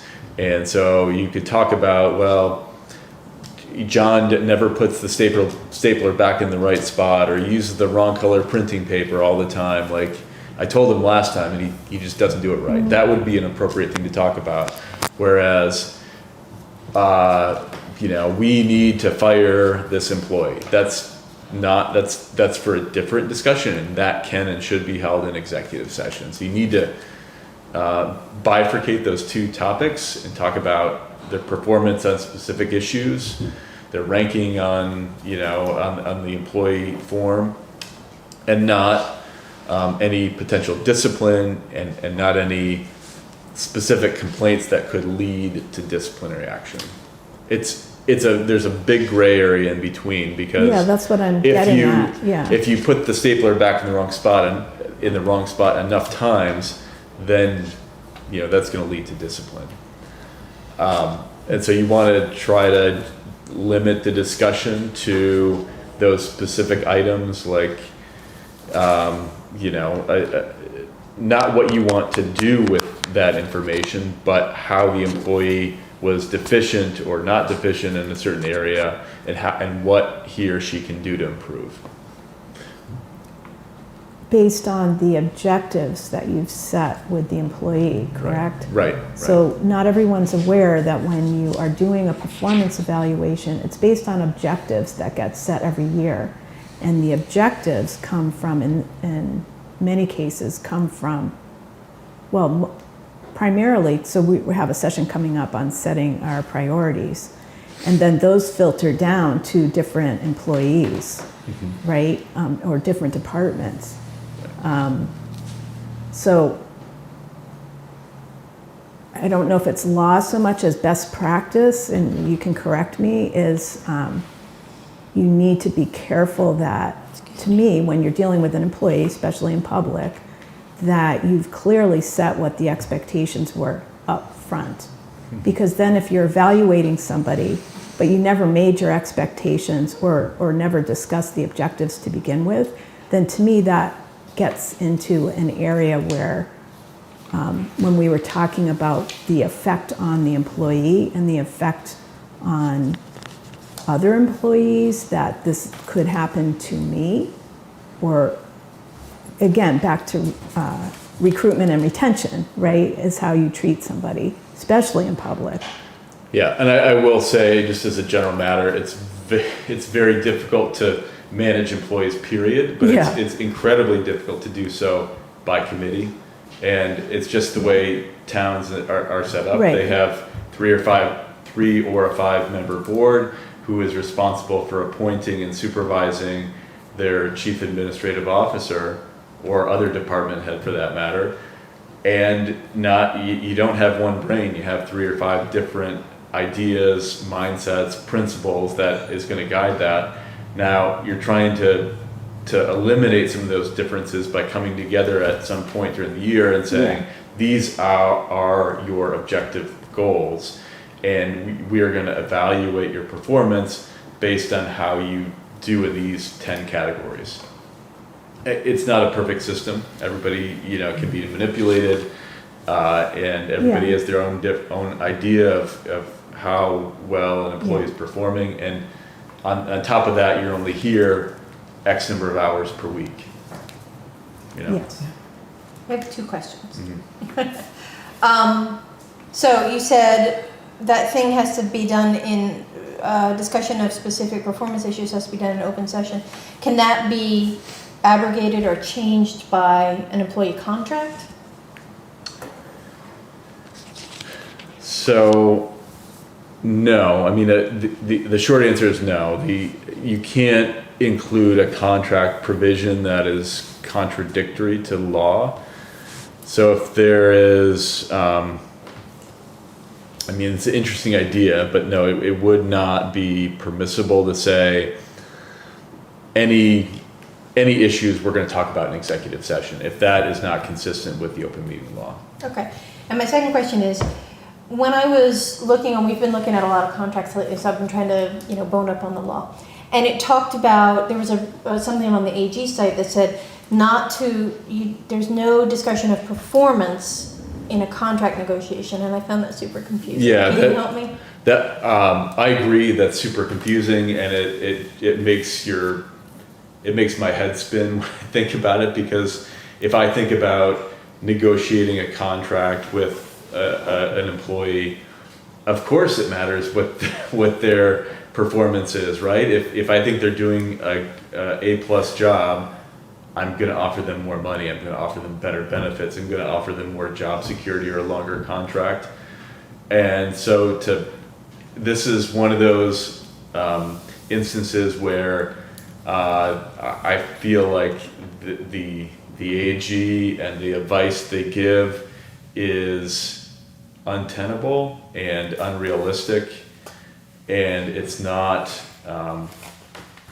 frankly, it's just not something that you can actually accomplish in the real world. And I think they have this idea that you get people in towns are just like walking robots who can just they can be programmed. Reality is people have emotions and they have feelings and they have connections and relationships with people, and that's all going to be part and parcel of contract negotiations. And to say that you can't talk about it is foolish, in my opinion. But I guess you should do your best to comply with it. And But it's guidance, not law, right?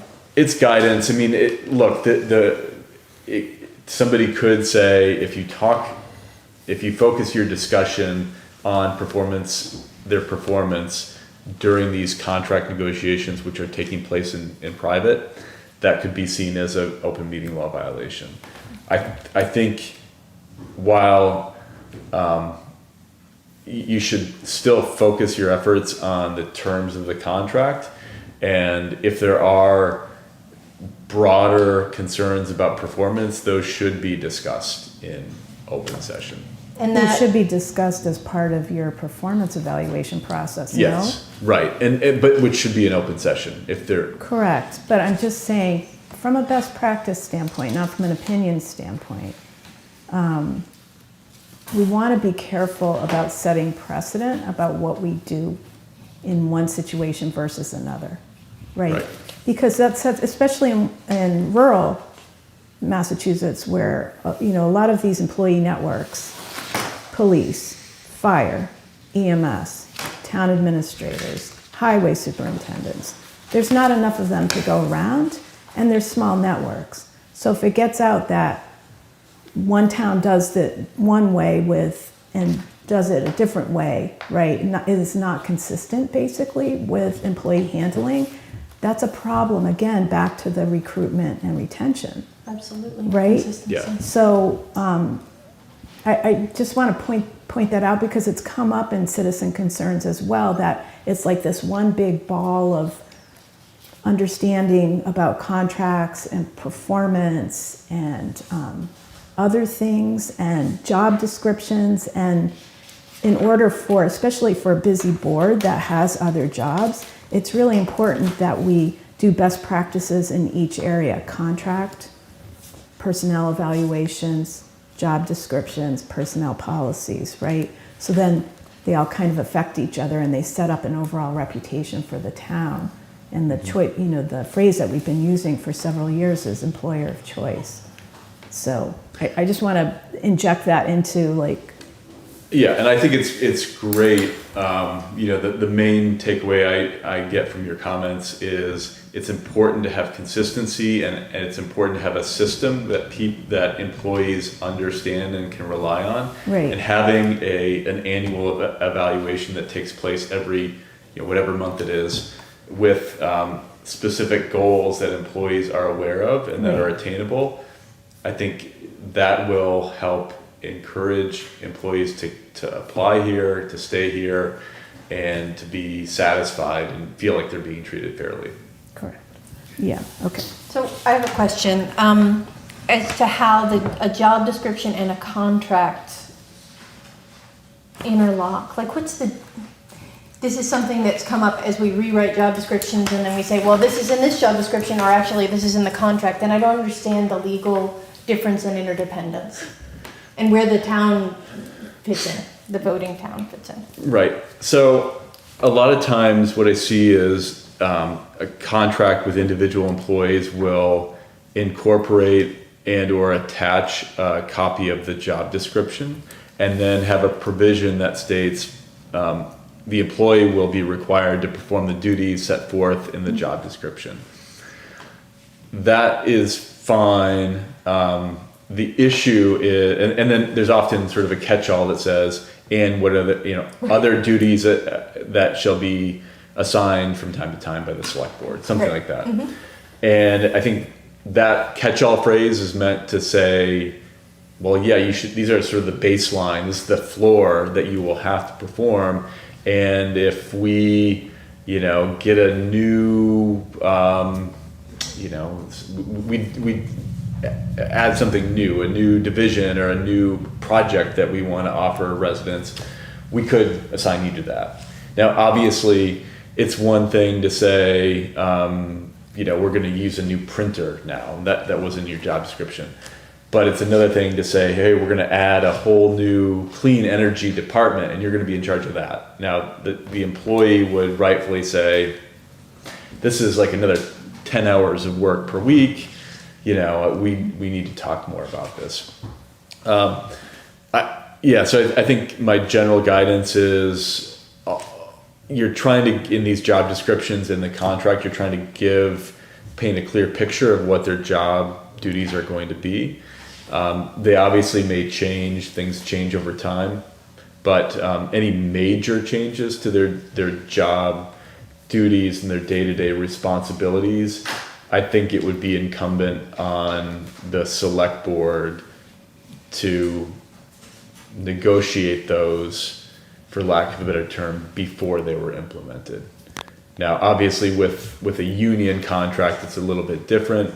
If you're adding any job duties in that context, there's a statutory duty to sit down and bargain with the union ahead of time.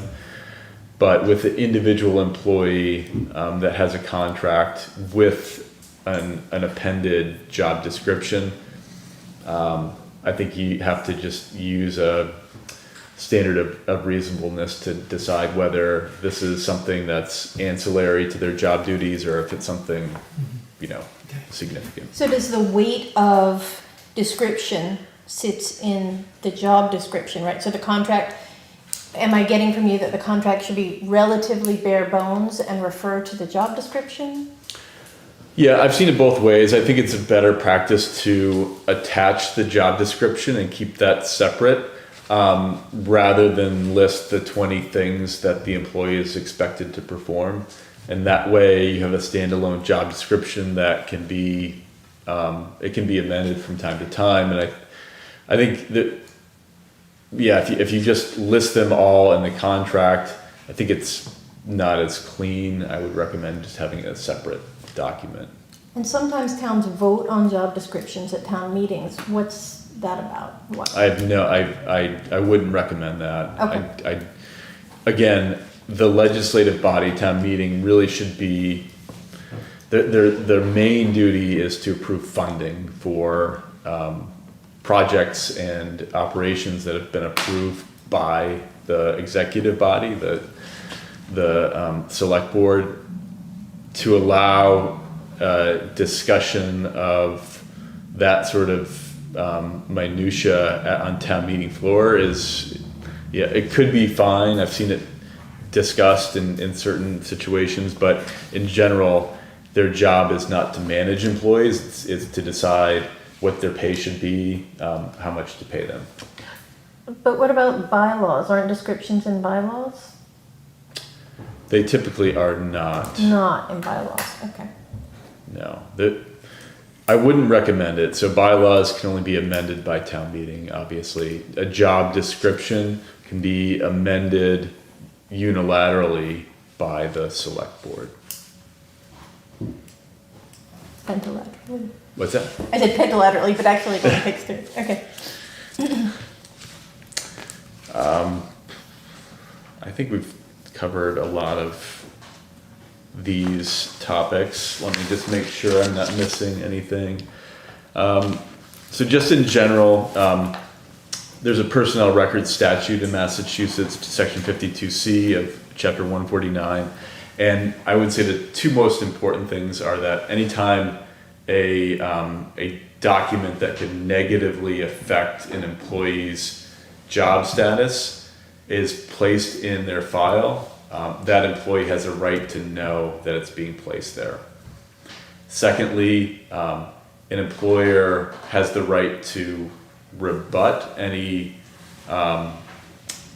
document or record that he or she doesn't agree with. So if there's a written warning, let's say, you have an obligation to say, this document, this warning is being placed in your file, and that employee then has a right to respond and say, I never did this, and rebut that statement. I'm so sorry, but I do have one more question. And that is on evaluations. In the amalgamation step, compile, and the compilation step, is that a straight compilation? Or are there edits involved in that? Well, that's a very good question. I can't say that there's a straight answer to it. The idea is that the compiler, whether it's the chair or some other clerical employee, their duty is to transfer the information from the individual reports in an objective way onto a single document, and without leaving out any information, without adding any information. And so that obviously leaves a lot of discretion with the compiler, and there has to be a lot of faith that the compiler is accurately compiling the information in the evaluation. And is there recourse? Do people... So the recourse would be, once you compile, I don't know if this has happened or what, but if the individual doing the compiling puts together the summary document, hands it back out, and an individual member says, I gave all 1 out of 10s and my scores are not reflected here, that could and should be raised at the public meeting. That's the only recourse I could imagine. The idea is, so let me back up. The purpose of the individual evaluations is to prevent those individual evaluations from becoming a public record, and to sort of make anonymous the summarized report that becomes a public record. So the purpose of the compilation is to make the individuals anonymous? Correct. Okay. That's one of the purposes, but it's probably the primary purpose. So our practice has been to rely on the chair and the town secretary. So the town secretary actually puts our individual documents together. That's the process that we followed in the past. And the chair has edited in the past. Yeah. Not anything substantially, but for brevity in some cases. I can fess up on mine because mine tend to be very detailed. But we relied on the chair to deliver the performance evaluation. That is... And that's acceptable, correct? That is acceptable. It is that, in my opinion, that's an acceptable practice. The downside, obviously, is if not all the select board members agree, or if an individual select board member does not believe that the chair can effectively convey his or her concerns about the employee's performance. So if everybody's on the same page and everybody says, 10 out of 10, they're doing great. Everyone or the majority? This is... this is the practice that I'm asking because we can ask a lot of different questions, but we have a particular practice that we've used that my understanding, based on having done it in different ways in my experience, we kind of perfected it because it got a little confusing about the public record part of it versus what goes into the employee's file. Yeah. The individual. And also what you can say in public versus what you say in executive session. So that's why we kind of not streamlined it, but made it as step by step so that we weren't getting off track. Yeah. Do you know what I mean? That you have to find, there's no one perfect way to do it. And so we found, based on different years, we found this was the way that it worked for. Right. And ultimately, I would say the chair has the authority to decide that, because the chair is the one who sets the agenda. And they, if they want to have an open dialogue, they can put it on the agenda for a discussion of the compiled document. Not everyone has to participate. You can come to the meeting and not say anything if you don't feel comfortable, but then you risk that the employee doesn't understand your concerns. They're going to be written down, but you don't know whose concern it was because they're made anonymous. Isn't it incumbent upon me as an employer to provide constructive feedback over the course of somebody's performance? You mean before the performance? I mean, like if I have an issue on a particular thing that might show up on somebody's evaluation or something I've observed based on a project, then I'll mention it to the department head, like this is my observation, and you can do with it what you will, right, to the department head. Yeah. If I've had concerns with folks who report directly to us, then, or suggestions, then I have that discussion. I don't wait like a year and do it at a public meeting, right? Yeah, no, I think that's. I'm just talking about what your HR practice is versus what your employment law is. I just want to be clear. Yeah, there's a certain aspect of CYA in these recommendations that doesn't really get across the spirit of managing employees. And if you care about your job and you care about your office and your position, and you see something happening, you'll probably approach that person and tell them, hey, I saw you do this. We would really like it if you did that. The issue as a 5-member board is you're 1 out of 5 members. You have no. It's more of a casual thing that you're doing, yeah. Right. But still, it's adding up to whatever you're going to say in public at a later point. Right. Yeah. Right. Okay. Just one final note. I would say that employee evaluations and these sort of things with department head level employees is extremely difficult, and you just need to establish a set of procedures and practices where people can come to rely on things and they understand, whether it's how you've been doing it or slightly different. As long as those practices are made clear to the employees, I think that's the most important thing. Okay. One other question, sorry. On the bylaws, there are, so the town administrator position, for example, came about as a result of 2 town governance study committees within the last 10 years. And there was concern about having a quote-unquote empowered town administrator. I don't know if that has any basis in MGL. As, for example, with fire chief and police chief, you have the strong. Yeah. So to me, it's analogous to the strong chief versus an empowered administrator. So that was put in our bylaws. So are we, do we need to amend our bylaws, or, I mean, because that's going to come up as a suggestion from certain citizens. So I just want to make sure while we have you here, rather than having you come back at a later point. Yeah, I mean, what I'll say is that I did review, as part of this process, I reviewed your bylaws and the town administrator section of the bylaws. So I'm aware generally of what they say.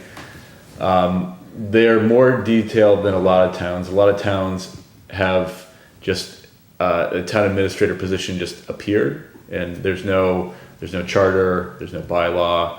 they just have it. There's also a local option statute. I think it's Chapter 41, Section 23A, that I think it's a local option statute that allows a town to accept it and then appoint a town administrator. There are about 100 different ways to have a town administrator, in my experience. Yeah. And usually there's a notable distinction between a town manager who has appointive authority and a town administrator who's typically administering the policies of the select board rather than having any independent authority. I will say that every town is different. Some town administrators act like a town manager. Some town managers don't have any authority.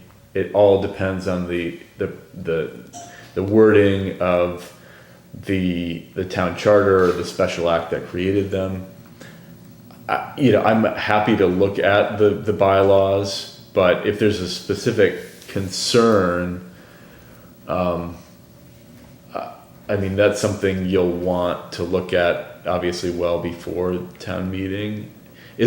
Was the concern that the powers of the town administrator are not specifically established, or that They're specifically established. Yeah. I think, Sarah and I have run into, and I think Heath, who's not here, I've talked about this before, which is if you have things in more than one place, that you end up with making sure things are all copacetic among, for example, the contract. We saw that in a contract. Then you have the job description. Then you have the potential for the bylaws, as well as MGL, because there are certain things that are governed by statute, right? For like town accountants and things like that. I'm not sure about town managers so much, but there's certain positions that have some basis in their legal statutory responsibility. So I just want to be clear and also make sure we don't have things. I don't think it's a huge problem, but I don't want things to be in conflict or to be confusing for folks. My opinion on that is, the town administrator is a very unique position, and they are usually thought of as the representative of the select board, and so the select board will make the policy decisions, and then they'll be carried out by the town administrator. Right. And there's a lot of different ways to carry out those policy decisions.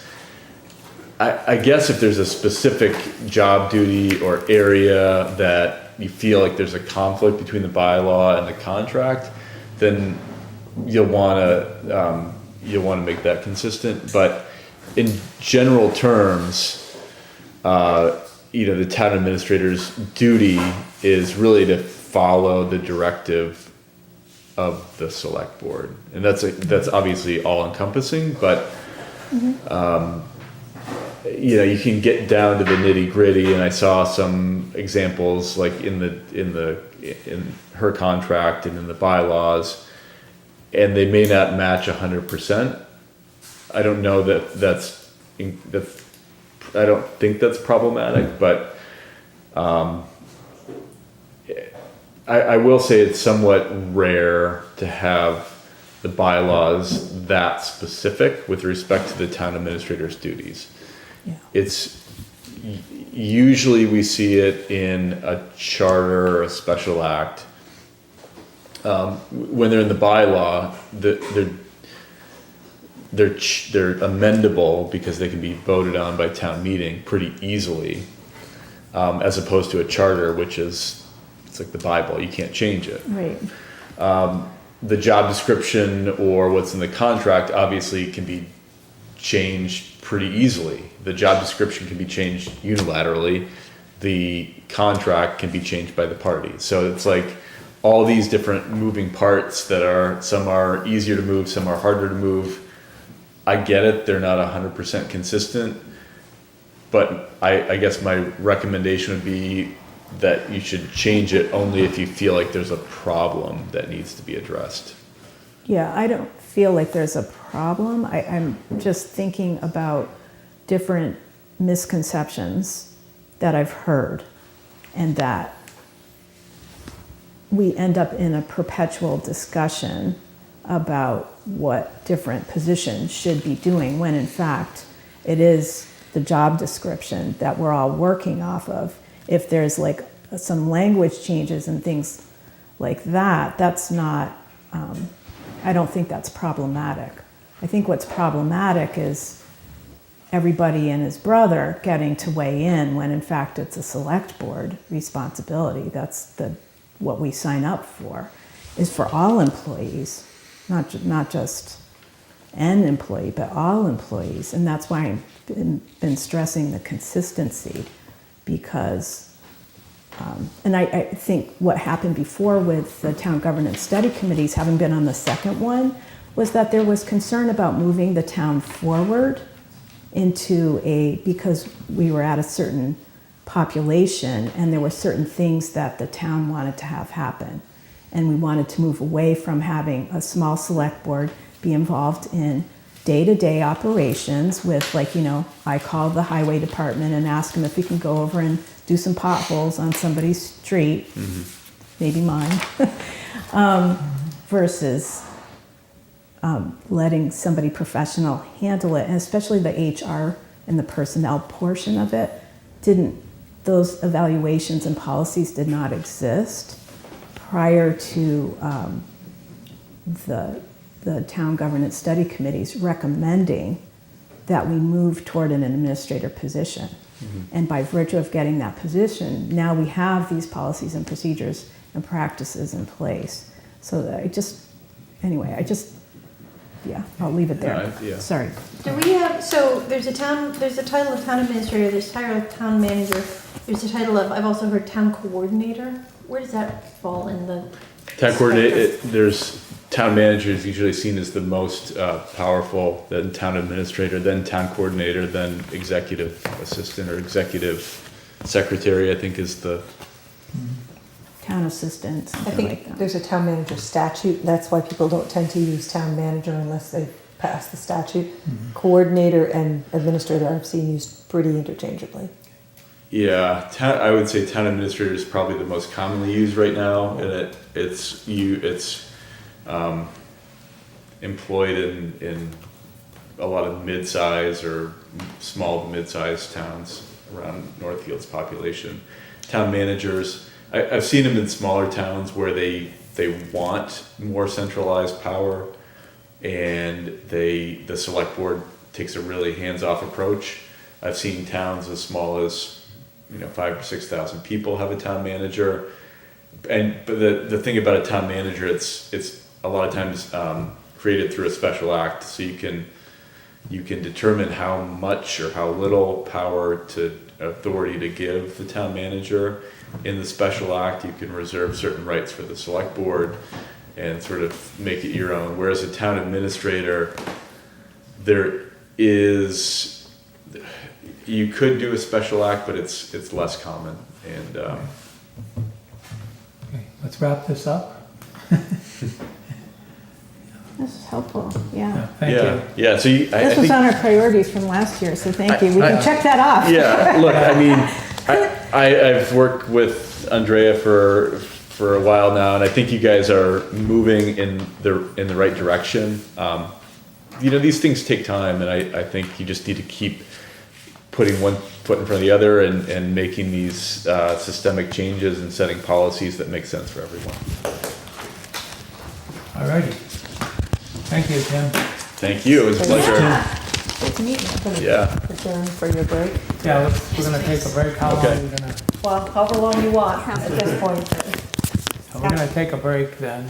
Thanks, You wanna Tim. Go till 7? Appreciate it. We'll go till 7, Yeah, 45 minutes and then. 25 minutes.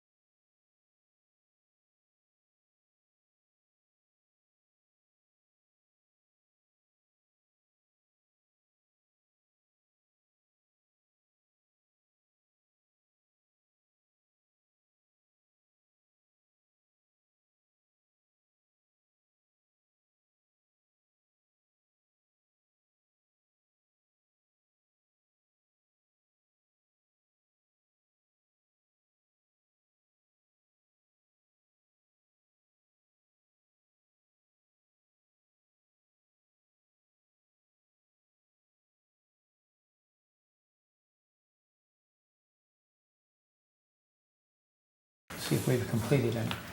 All right, welcome back to the select board meeting. We're back from break.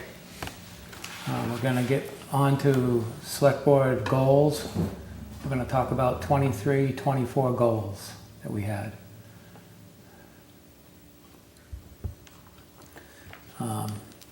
Complete update to classification, have we done that? I have the results from the classification and salary comparison. Okay, I did that with a consultant, it just hasn't been presented forward in this year's okay. budget, so you'd see the implications if there's going to be any. Done but not, Right. presented, okay. And how are we doing on annual evaluations? We still lacking on them, or, No, I'm not sure why that's a goal, I've done 4 years of them, okay? every year. And that, those are completed when? Soon, now, it ended up moving to later in the fall, I've been slowly letting it move, it kind of captures a whole calendar year, so I haven't rushed it. Last year it was the fall, this year will be the fall again. Do you have your mics on? Oh, I've got mine.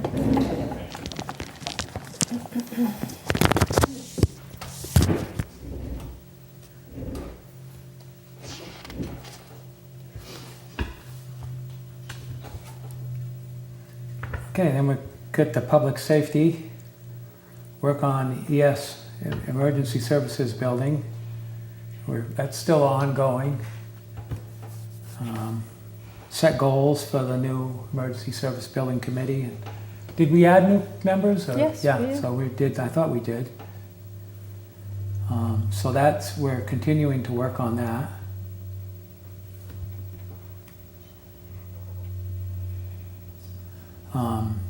Regionalization, Continuing we're work. in the middle of the task force implementing it. yeah, we're implementing it. Yeah. Yeah, we have our new EMS chief in place, and yeah.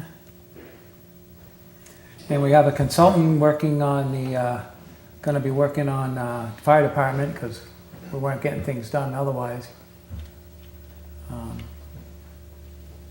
So we're, Some portion of that. The police policies were completed.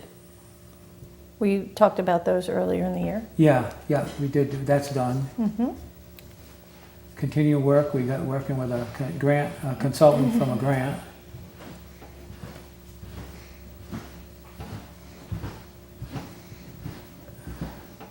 Fire chief succession, do we have anything definite on that, or is that still being waffled on? Got another year, till next August. Okay. Well, we need to finalize that. I think that might go along with the policies and procedures as we Well, get yeah, that finished. yeah. Review comprehensive emergency management plan. I don't really, You haven't had the chief in to do that yet. okay. All right, Or, I guess, the emergency management director. Yes, that would be Skip, right? yeah, we asked him about that, and that's when we talked about the training, sorry. Yeah, the online training. Yeah, Yeah. that we need to do, but Didn't he did come in and talk about that.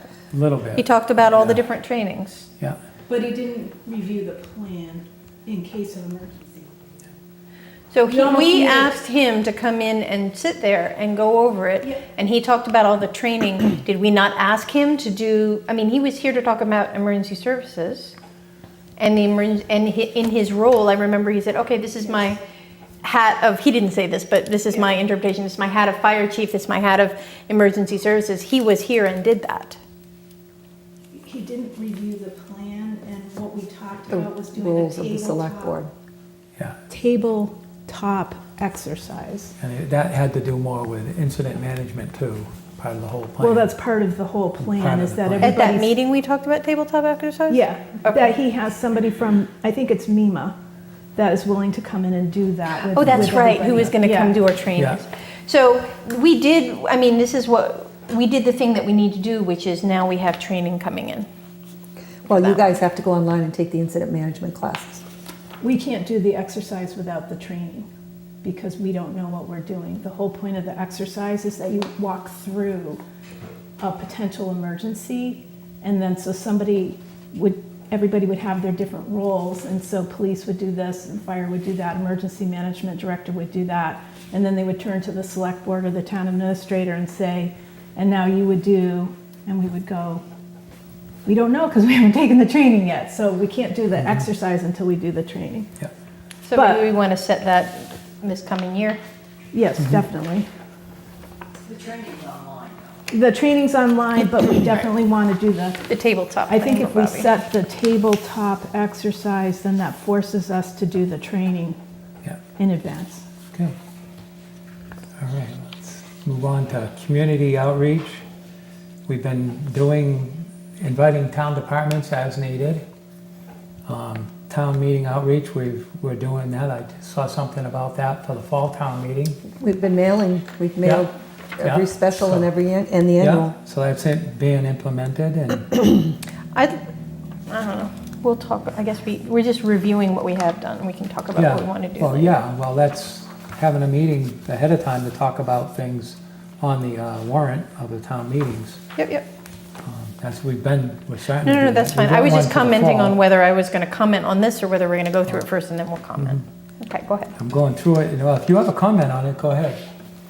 Oh, okay, so I missed a couple that I wanted to talk about because I thought we were doing it later. So, in the invite town departments for updates to select board meetings, I'd love to have that be kind of a regular schedule, pretty systematic. I like the idea of doing things consistently and the same way for everybody. So that's my comment on that. In the past, there were like select board liaisons to certain departments so they could like bring the information to the select board. I wanted to talk about that. I'm sorry, I'm not trying to trespass, No. I'm not sure where Yeah. to talk about it. Well, And then, maybe Well, talk you about talk- that under priorities. yeah, The well, new the chair just priorities? asked me, Yeah. said it was okay to talk about these Sure. items. So I really want to talk, I have a bunch of things that I want to talk about employer of choice, and I think we're going to do that. And then continue work on emergency services building site selection. I think it's really important. I have heard in the community talk about buildings, and I think that it would be really important, were we to ask the town to vote on anything, that we would have an open house at a location that we might ask them to vote on. One on the weekend and one during the week.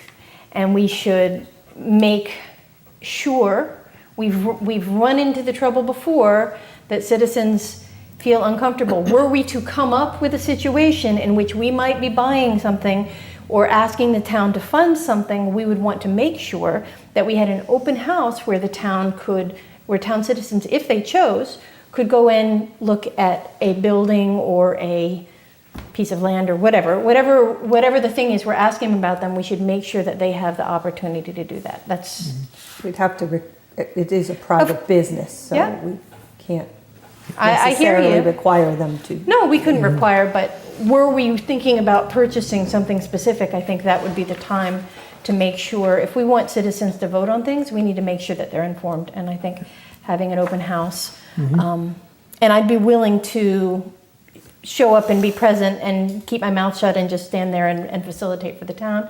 But I think it's super important. You guys all know how important I think transparency is. So. Are we on 2023? They're reviewing your, We're on community outreach. Because I think it's important to just indicate what we've actually accomplished Yeah, as well. that's what I've Yeah. been doing, yeah. Yeah, okay. That's why I asked when to Okay. say it, and the chair said say it Yeah, now, so that's what I I was know. doing. Okay. Okay. Yep, and okay, but we're up to work on encouraging planning for townwide activities. we've got a committee for that. Yeah. Yeah, we have a We committee. We now have a new committee that started a group of volunteer committees, and we're working on, involves rec and a whole bunch of people from the 350th and many others that are talking about townwide planning And for that townwide. committee Oh, is yeah. what? I can't think of the name of it. Do you? It's not a committee, it's Not a formal group committee, it's a- Because they're actually talking with different Stacy pulled it together. Yeah, so Good. it's really to have like an event, a sense of what everybody wants to do over the course of the year. So it includes folks like First Light, Activities. 4-Star, the golf course, and that way we'll end up with a comprehensive calendar. And then if one business sees something going on somewhere else, that they can kind of build on that. So there might be collaborative. And there was also talk about maybe 1 or 2 townwide activities that were Yeah. unique to Northfield. So there's a lot of things Is this the going on. rec commission that's doing this? Well, Stacy started it. She pulled the first meeting together. I think Leslie is now the outreach person, like has the email list and has been sending out the information.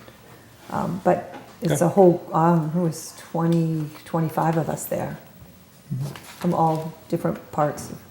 Because they were running into scheduling. Nobody knew, the different businesses didn't know who was scheduling what. And that's kind of where it started. And then rec always is scheduling different things. So they want to schedule it in conjunction with some of the business And I think activities or ideas. First They wanted Light. to look Yeah. at ideas that Yeah. people had. What a great idea. Yeah. Okay. So, Kind of organic. Okay, we're on the Town website. Town website. Yep, so that's, Well, we got to do it before December 1st.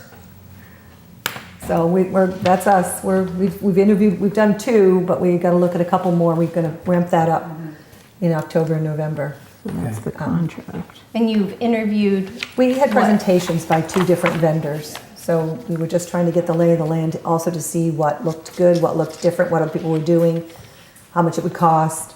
I So mean, we have a website, so this is to update it and make it this would be a current. new vendor. We want a new look, format. People have responded to saying they want something, to see something new. So we've been kind of getting some something that you can presentations. find stuff in. What, so your funding for that is coming out of Well, we have a town website town website line fund? account. Yeah. Well, you have an account. And what's in it? I have to go look now. We had $4,000 a year is the cost of the website. And that comes from, that's just a line item in the budget? It's in the IT technology budget, yeah. Okay. Good. Might be under select board, IT, or it might be under the IT. Can't remember. I'd have to go look and see. It's built into a couple of IT things, contracts and IT contracts. So, and it's you two doing it? Well, I'm having her do it particularly because she runs the one now, so it makes a whole lot of sense that it's got to be something that Sandra sees as manageable and an improvement and. On her end, but what about, I mean, the complaints we're getting are from citizens who are and people in the town who are finding it unusable. Well, we've had a couple, but of people who, but it's a question of design. Right, but on So- both sides, right? Design, so Sandra, so it's easy for her. There's a front end and a back end. And the question is what's happening in the front end, and I really feel like we should get some input on that from people who are using it on the front end. Sandra has a ton of input to put in because she's using on the back end. It has to be friendly. Well, they've got 40 days, so if people can't, we're setting up meetings, so if they can't make those meetings and their presentations, Well, this so is the we'll have first to I've sit in even front heard of it. I mean, maybe not. You No, brought it we up before, mentioned but that we were working this is on- the first I've heard of a chance for, so we need to make sure that people, this I is a think transparency issue. So just to back up a little bit, the It's vendor, not about transparency. We've mentioned it at multiple select board meetings. I don't Yeah. mean transparency of that, I mean, it's a transparency issue to make sure that people can, we want to make sure that people can contribute. That's what I'm saying. I wasn't implying that you were hiding anything. yeah, okay. Basically, there's only a handful at most vendors who do stuff for towns. And the key thing is getting the system in place so then you can adjust it as needed for the front end. Right. But so some of this is really who's the best, who's going to deliver In our a price range. usable back end, and also, so I know Sandra has talked with certain committees where certain committees can get on. I think Conscom was going to do that and change your own. So in order to do that and make it more usable, it has to be usable by the back end users first. Absolutely. Yeah. So the front end, so we're going to hire who we can afford, and then the front end, what goes on the front end? Are we going to have That will come after. some kind of contribution? Well, I just wanna- they look at what you have, what information you want, and, I mean, we can talk about smart life Yeah. and move through this. They will pitch you a design, and then you can make minor tweaks to it. And we're finding that many of them are similar. Yeah. The design. But once Right. you pick somebody that's gonna, vendor, then you could get some people involved. If they can do it in 30 days, because Yeah. we just discovered our contract, we thought our contract was up in January. Turns out it's November 30th. Okay. Well, we've if we got 30 hire, days we to- hire somebody, they can maintain it until they redesign, right? The point is Well, to have what if we folks. don't pay the renewal fee for a year? I don't think we can keep that website going. And we'd want- Oh, you we're mean they're gonna- gonna build a whole new website? Yes, And the contract is over when? end of November. We thought it was January. We just got it in the mail. Yeah, that was our understanding too. So we have to get somebody who's gonna build it in the next 30 days. So we have to pick somebody in 30 days, it'll take 30 days to build it, And do a bones, and then, because we have Can to you, transfer. For the time being, just, how long are we planning to go? I'm just, 8 o'clock. Yeah, no, it's Okay. no. So, can you find out from the vendors, because I think this will help, find out from the vendors who services what towns, so we can go and look at some of the different towns, and then put that on as an agenda topic. That would be my recommendation. That way, we don't drop it, but we don't have to spend. but if we want people to be able to contribute, it's gonna have to be, oh, you said end of November. Yeah, so that's why I'm saying put it on So a, we're in October, I'm sorry, yeah. I'm tired, so That's I'm okay. We can do going, that. so we have 2 months, not 1 month. You were saying It's 30 gotta be up days. and running by December 1st, or you're gonna have a gap. So they need 30 days to build it. So if we don't pick it by the end of October, it's not gonna be built. So we don't really have 2 months to pick someone. Right, but it's We have not like 1 a month. building, you can go in and rearrange stuff. Oh, they're gonna do way more than that. It's a full redesign. I understand, but I'm saying, once you have a website built, you can go in and change the, Sure. can change the front facing. I'm worried about the front facing. Sandra's gonna handle the rear facing because she's the one primarily that knows what's necessary. I'm worried about the front facing for the citizens. That's what I'm worried about. So I guess we can, Chair, could we put that on an agenda item relatively soon so that we can make sure that folks get a chance to participate? Because it seems like there's a very Yeah, short you writing that down, timeframe. Andrea? Okay. Thank you. great. That's So- a tight timeline. Yeah, it is. 30 days for a website? Yeah. Well, you be ported over. The, can you just find out when you're looking at your vendors, who services what I got it. towns? Website vendor by town. Right, because then you can look at a town that's already been through it and go, oh, I kind of like what Gil's doing versus Irving or, Yeah. and that will help speed things up. Okay. Okay. Get Next. that on the agenda. We can also, if we have the towns, that would be great. Yeah. Okay. Town report warrant updates to format/presentation. We wrote we did that. Okay. We have a whole new town Yeah. report. Yeah. The budget book. All right.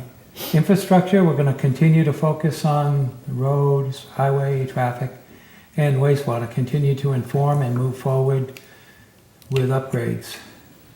Those are ongoing. This is last year's. Yeah, but we're But it's we're gonna ongoing. Continue. This Yeah. that's going to Yeah, continue. absolutely. We just, the sewer will be in at the next meeting and give us an update. Yep. So, yeah. So, okay. Okay. Board and committee development, MMA Selectmen's Handbook. We have that, right? That's now digital. Yes, Yeah, it's digital, yeah. you all got sent the link. I don't know, Yeah, though. We It's just the did new the one, right? employment Yes. law. We just did this next one, the. Yep. Yeah. Employment so, law. Done today, What about number 2? okay. Is that the employer of choice? Yeah. Yeah, Okay. yeah, I super want to talk about that. Okay, now we're on to 24 and 25. So I'm gonna take these ongoing ones and move them in. You guys can still edit this document in the future, but everything you said we're doing or is ongoing, I will move them under these headings. Yeah, So if you want to stick with these headings, or if you create a new one, let me know. And then you can put your decisions under the headings. It's a lot easier for you to follow. Yeah. And that way I can put them under Then the HR, citizens public can see that safety, too. yeah. Yeah. Okay. okay. Anybody want to discuss anything on list the 3 most important jobs of the select board? I mean, it says be transparent as possible. I think we're trying.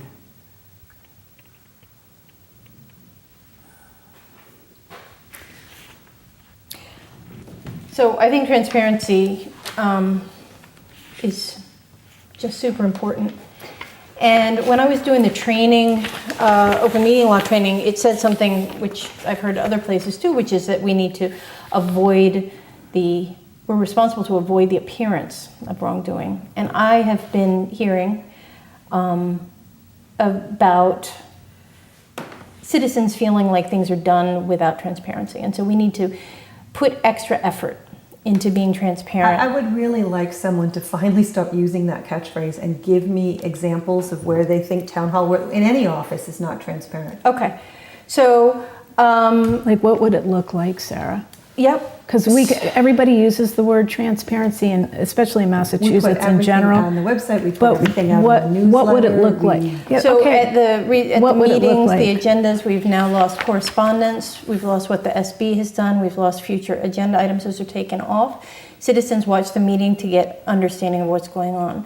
Where things should be, Say that. the things on the agenda. The agenda has been Okay, so one significantly thing- truncated. The projects going on. And, you know, I'm on the select board and I feel like things show up that I didn't know about all the time. We should be, Can you Like give what? examples? there are massive issues with the campground. That's not a select board They're, we've got a Why don't you a give us your shopping list center. and then we can see Yeah, what, because what's of- what? Shopping center. We've got, and the solar stuff, and there's something going on with electric. There's so much going on, and we're supposed to be setting policy. And I feel like, from a policy perspective, you know, we talk a lot about the things that are important to the town. And citizens saying Yeah. rural, and me too. So as a citizen, rural, you know, bucolic, keeping our rural character. I don't know where to put this, so I'm Okay. apologizing if it's, but I'm just gonna, so, you know what, we could never be a really good industrial town, but we can be a really amazing rural, farming, natural beauty, recreational town. And I feel like we really need to listen to the citizens and put that as a priority. So when things come in front of us, we need to evaluate by that. I think we've been spending 2 grants having open meetings for various citizen input for the last 2 months. There's another one tomorrow, and then there's a walking one on Monday. I mean, we've been getting all of this to get a citizen input, all of this, for all this idea. Not just citizen input, but just but respecting the input that we've already gotten. We got that questionnaire which said people want, they want to, the natural beauty and the recreation. I don't know, I want a can restaurant, write something, and I can write economic something development. up, but. That would be helpful. But the issues are these projects that come out of the blue and people feel like they're having to So- argue against them and they don't have any. projects coming out of Okay. the blue. Can you just list out, maybe it would be helpful if you wrote it out, Sarah? Okay. Because some of what I'm hearing has values in it, has vision in it, right? And when we talk about transparency, if you feel something's hasn't been in public view, just list what those are, and then it will be helpful. Then we can walk through them, because some of what I heard in your list are actually handled by other boards, and people are not aware of that, and that's where some of the consternation comes from, is things that go through the planning board, that's a separate elected board. We don't have any responsibility for some of those things. So I just want to be careful in terms of the description and come up with specific examples that we can actually test out, right? Things we can actually address with Right. staying within our realm of responsibility. Correct.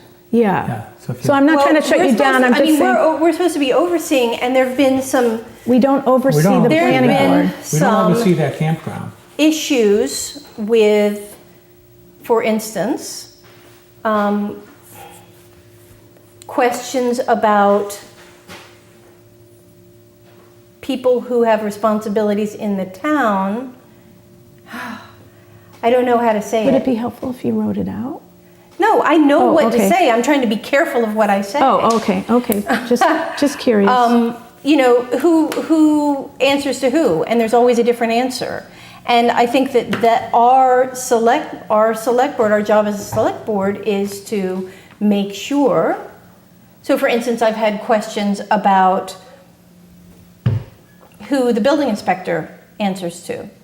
And I've seen multiple different answers to that Select board. question. I mean, They answer through to the me. select board, Ultimately, but everybody to answers. you, right? It's in the little booklet, it says to you. As it's just a department head, but then to the select board, yes. Okay, so, That does still, so what's again going to be confusing and concerning for folks is that if the planning board issued a decision that the building inspector then operates on, right, executes on, that doesn't mean that we can oversee what he's doing unless there's a escalation or he's done something wrong, right? And he does, exactly, that's exactly what I'm talking about, Then they is need that to we make have a written oversight. complaint that would be investigated and brought to the board. right, similar to what we were just talking about with employees, right? Instead of vague accusation. Instead There's of no just vague telling one accusation, false I'm lie. bringing you gotten what, you've gotten them, okay. But I'm then just, I keep and I'm trying to be telling people to very put it careful down. of my language, Yeah, I I'm not know, trying I to know. be, And we're trying to help. And I directed them to meet with him, and they Yeah. met with him, and he was careful in his explanation. I don't know what happened from there, okay. because no one's updated me on that from the citizens' end. But I know that meeting occurred. Okay, there's actually multiple things, so a meeting occurred, okay.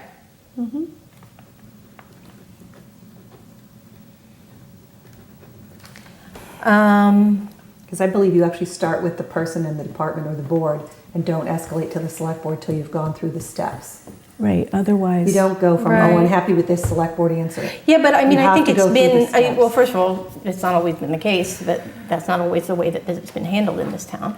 But I It agree has that been that's, since I've been here the best I can. But things get to the select board above me before I get to redress them, yes. But that's not my fault, or at least it's not brought to me first. There's nothing I can do about that. Okay, can we just get, so it's helpful to have. I'm going to spec- carefully address Yeah, that, so we'll address that specific- later. Specific topics, you said agenda topics, you'd like an explanation on that. And then you had other topics that you raised that fall under a different board.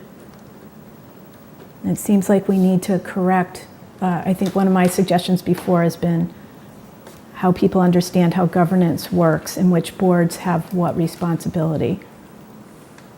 No, but my question was supervisory, and so. Okay. Yeah, I yeah. mean, that was, I heard a list and Yeah. I missed the supervisory part, but yeah. No, just because you Okay. clarified it for me, thank you. Okay. Okay, let's see. Can we- So the voting, I think we've made really good strides Where- with sending, I'm just still talking about transparency. Oh, okay. Really good strides with sending out the postcards. Oh, so community outreach is what you're talking about as well.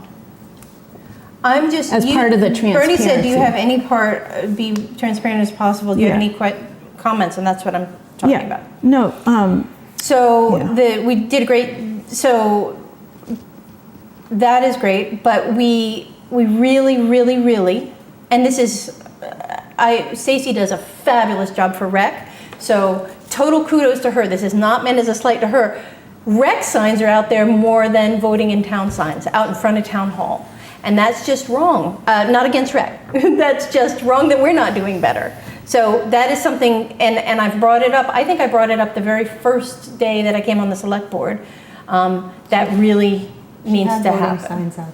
Say again? She had voting signs out during voting. There's more of a rec presence out there, so I'd love to make that bigger, and I'd like to set that as a priority to do something signier and more visible. Whether they have those, you've seen those things that are like long and curved like this, and they have and it says vote today or whatever. It doesn't have to be any particular flavor. We just need to do a better job of it as the town, and I think that's a transparency issue, because I've had people say, oh, I didn't know. And look, whatever. But we need signage for transparency.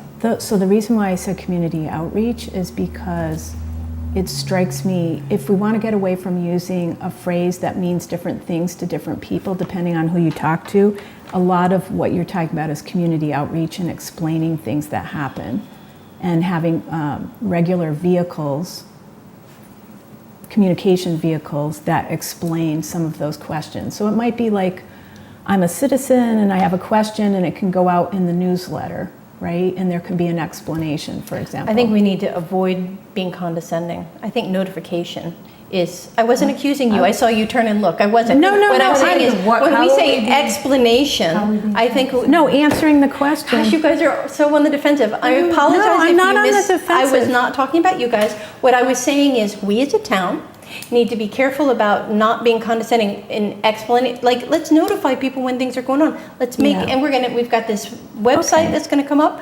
We need to do just a really good job of I that. know, I hear the passion. When I do a look like that, it's because if we're having a discussion and I give an example of how we could do something that I think would address what you're talking about, and be a little bit more specific about it, then you said, I'm sorry. we need to be careful about not talking down to people. So I'm like, am I talking, I'm not My trying to. delivery was faulty. I apologize. Okay, so I just want to be careful about that. Like, I hear what you're saying, and then, and another thing that I'm concerned about is that we not be condescending to people. So I get that. Yeah. But When we say there's a little explanation. pause in there. Right, Okay. yes, I apologize. Okay. Can we just kind of walk through these, and because otherwise we're going to be, I'm just like a real time, and I have to go home and take pills. I'm fading, I'm not I here am that too. much longer. I have to like go home and take more antibiotics. So it's, yeah, I only have so much energy, and it's going to expire shortly. So, okay, so the 3 most important jobs, Well, and we can continue this, be transparent, address citizens' concerns, and, right, Treat people equally. yeah. So when, B, you were talking about employees. Move We need to make projects sure and that we're- operations forward, forward. yeah, Yeah, those are probably the 3 most important. right. It's, I'm not we're gonna skip the list of 3 things that I think our board does well, because I don't. I just want to catch those for the list. What did you say for those that you wanted for the priority? Be transparent, community outreach, Yeah, we've addressing citizens' concerns, creating solutions. And- Correct. And there in that one there, we need detailed complaints if we're gonna address their concerns. We need details, not just a vague complaint. well, And then move projects and operations forward right. by prioritizing agenda topics, and, yeah, so those are the 3 I see. Does anybody have any arguments on that, or? No, but I think there's another, which Oh, is. that's next 4. We Right. listed 3. Well, you listed 3. I have Well, one that it I want says- to it list. says- I have a 3. suggestion. I'm not doing no, 4. just, you I can, have a suggestion. each of you list 3, but you can come up with more. Yeah. I have a suggestion, and that is, there might need to be like a values, because some of what we're talking about when we say be transparent is a value.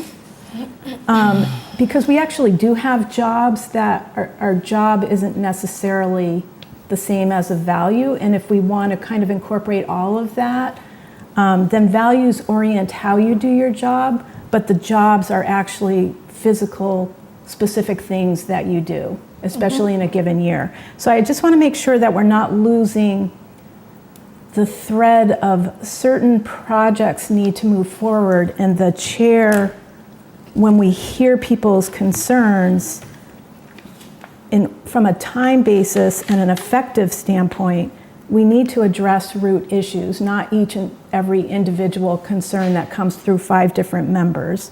So, and I think that's covered under address citizen concerns by solving root issues and creating solutions, especially revenue development, because that's been, the tax valuations, a lot of that is solved by having more revenue. And then communicating progress on all of these over time in a predictable outreach strategy. I think that's good, right. yeah. That I was trying to be specific in terms of, take those values, but then have a specific action statement. Otherwise, if it's just all talk about being transparent, for example, then everybody interprets it in slightly different ways, and we're not saying how we're actually going to do it. Am I making sense? Yeah, I mean, I Okay. think we have to just So we make can, sure that people feel like they're seeing what they. well, we they're also seeing have the to be consistent, because some people feel, Absolutely. some people will say they don't like or feel something, and then other people do, and we've got 3,000 of them. So we need to be consistent. So I think it's fair to say, be as transparent and as consistent as possible as a value, and then have your specific jobs that you actually do that carry that out. So even if somebody doesn't agree with you, you can say, well, we are consistent about communicating. You might not like what's coming out, Right. but you're getting this. You have 5 different things that we've done to address that concern, and not all 3,000 people are going to be wildly ecstatic about a given solution, but it might meet the needs of most of the people in town. And certainly it gives us something that we can do in our part-time roles, and also provide direction to employees. Okay. Yeah. And this number 1, hire and appoint an employer of choice.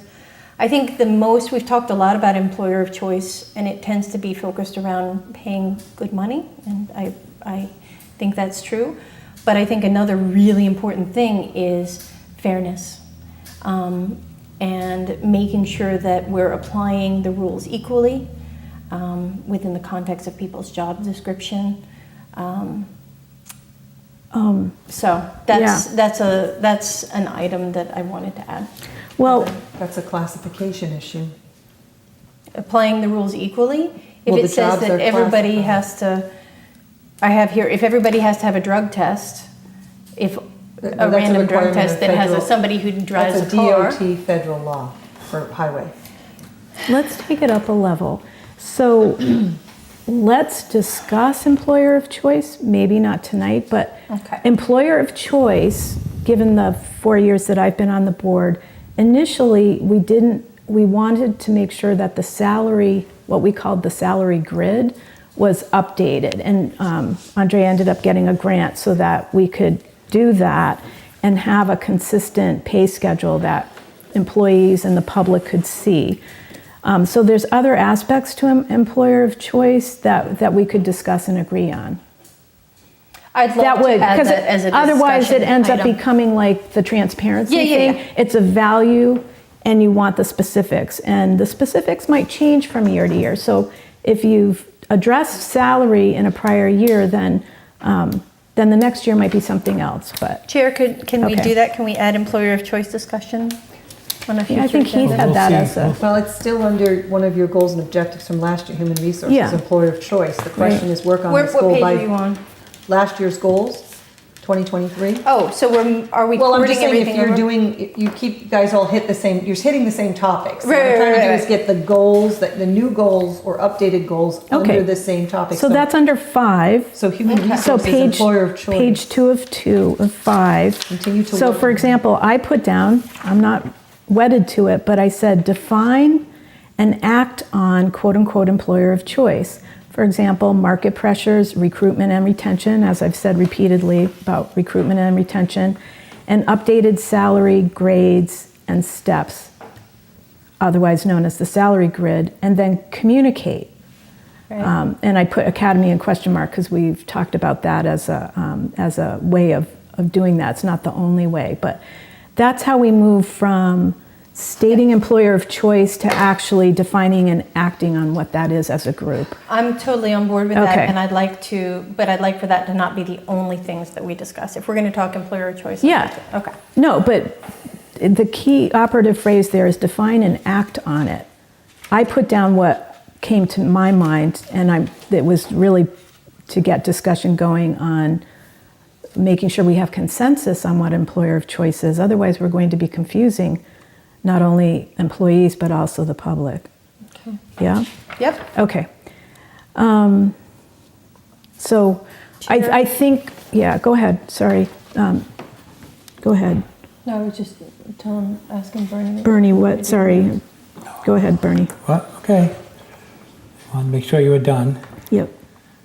List 3 things you think our board does well. We're not gonna really, we do a lot of topics. I think that generally says it.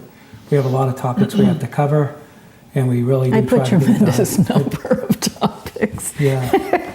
We might need to take a look at that. Yeah. And then the things we can implement for our board to be more effective. I think coming prepared to the meetings is really important. Yep. I don't, I like everybody to be kind of prepared. If you have the time, look at the agenda items in The folder. the folder ahead of time when you get it the week before, and try to at least be prepared for what we're doing. Like if we're talking about the calendar, look at your calendar Yeah. before you come, because that's come up a couple of times. We've already just talked about communicating with the public. We've welcomed public comment, but I'm not going to respond immediately. I'm going to leave the citizens' comment the way they are. I'm not going to respond to a citizen's comment. And web-based, citizen-based feedback form. So we have anything like that? Or, I don't even know how you manage I that. just, Well, we have I'm a new not- webpage. I already get any notice that's sent through the webpage. I got one today. And do they all come to the chair? Is that how it works? No, they come to me and sometimes the town clerk, depending on if they're doing a public records request. No, I meant, do you communicate them to the chair? Because when we look online, it says, contact the select board, but that comes to you. Yes, because sometimes it's just an issue that I can deal with. It can be anything about asking the highway department an issue, and I send it on to Tom. It's Okay. not always an Yeah. issue that comes to the select, Yeah. rarely is an issue that comes directly to the select board. yeah. Can we go Do back you to? track what that is? Do I track what that is? Well, I mean, what are they asking about? Is it 70%? What are your hours? 20%? 70% roads. I'm gonna tell you right Roads. off the bat, Okay. at least 70% roads. And I communicate directly with the highway superintendent. The other things are various. My mom has a house in town and I need to know this why, and I'll send them to the assessor's office. Like, it can be anything.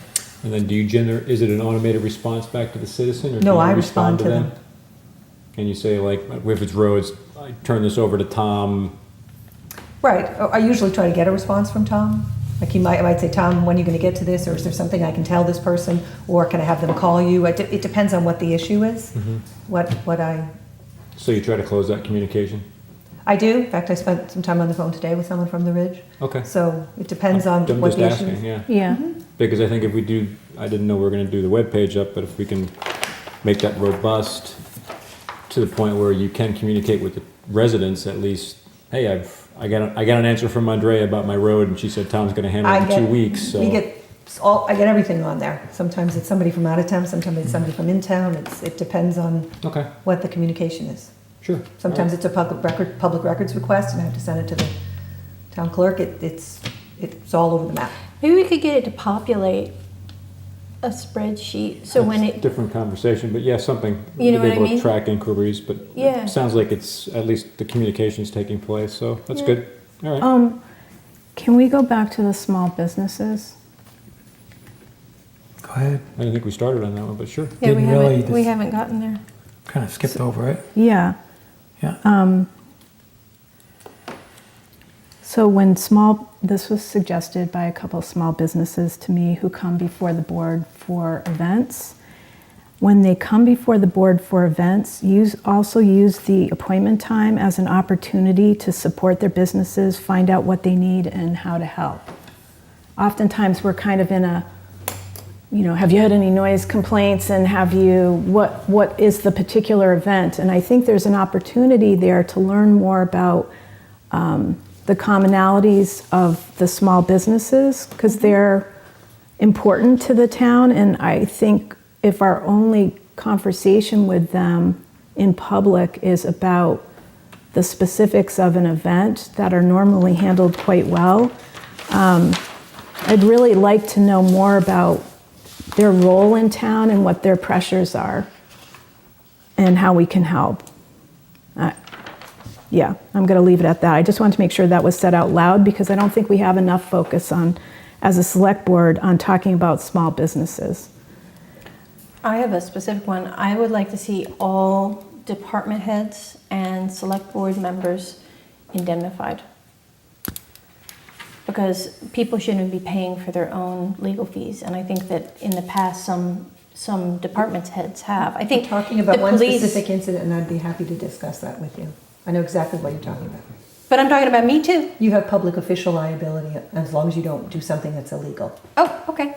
And all the the police chief is covered by the union probably, right? No, the police chief is covered. We have a separate police, fire, and EMS insurance. Police, fire, EMS. But as a public official, yes, he's covered by. Yeah, and it's in the he's got a- contract. He's a very different issue because it's policing, so. And it's also covered under MGL too, Right. so So, Yeah. yes, police is a very unique situation, being that police are what what's they are. what's the root issue that you're trying to solve? Oh, just that. And a highway is a As long as department they don't head. do anything illegal, yes. They're covered? Yeah, as long as they don't break the law. We will cover them for any official act. Okay. Yeah. And what other department heads is it? It's just those four? That's it? Everybody who works for the town.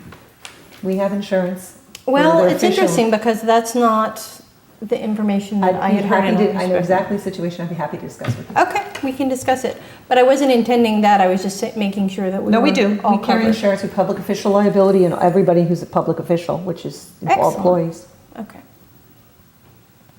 So the topic is list the things you believe we can implement for our board to be more effective. Oh, we're back there? I thought we were on number 5.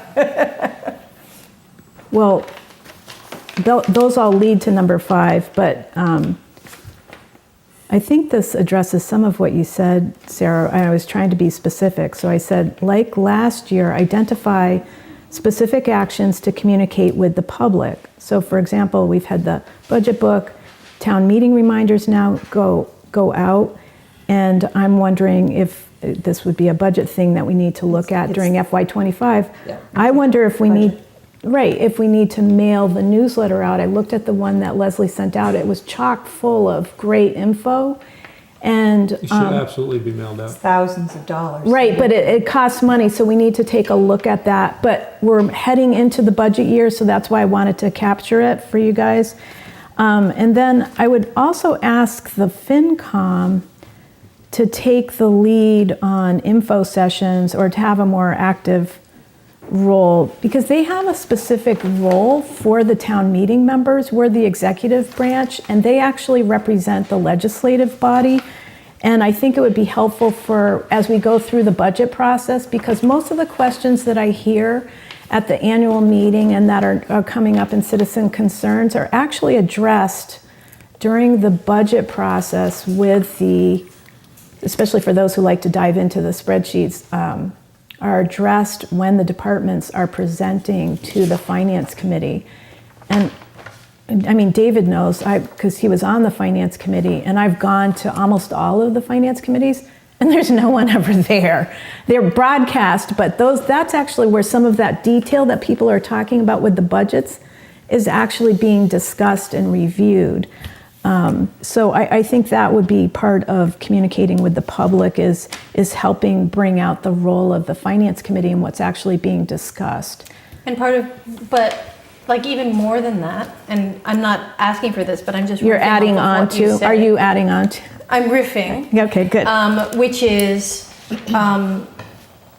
folks can, the reason people don't attend those meetings is that they're exhausting and they may not understand them, and maybe they'll find them stultifying. And so, and no offense, that's what finance and details are. So what, do minutes are minutes doing the part where, I mean, you're saying that people ask you questions and you think that they could be explained Well, in they've the asked finance us committee. questions about the budget. Right, and so is there a avenue, perhaps the finance committee, not volunteering them, this is just me riffing. Yeah. While we're talking about priorities. Yeah. Could somebody do, meeting summaries or topic summaries or something like that? This is what happened in the meeting. Hey, this is a particularly interesting topic, maybe everybody would like to know.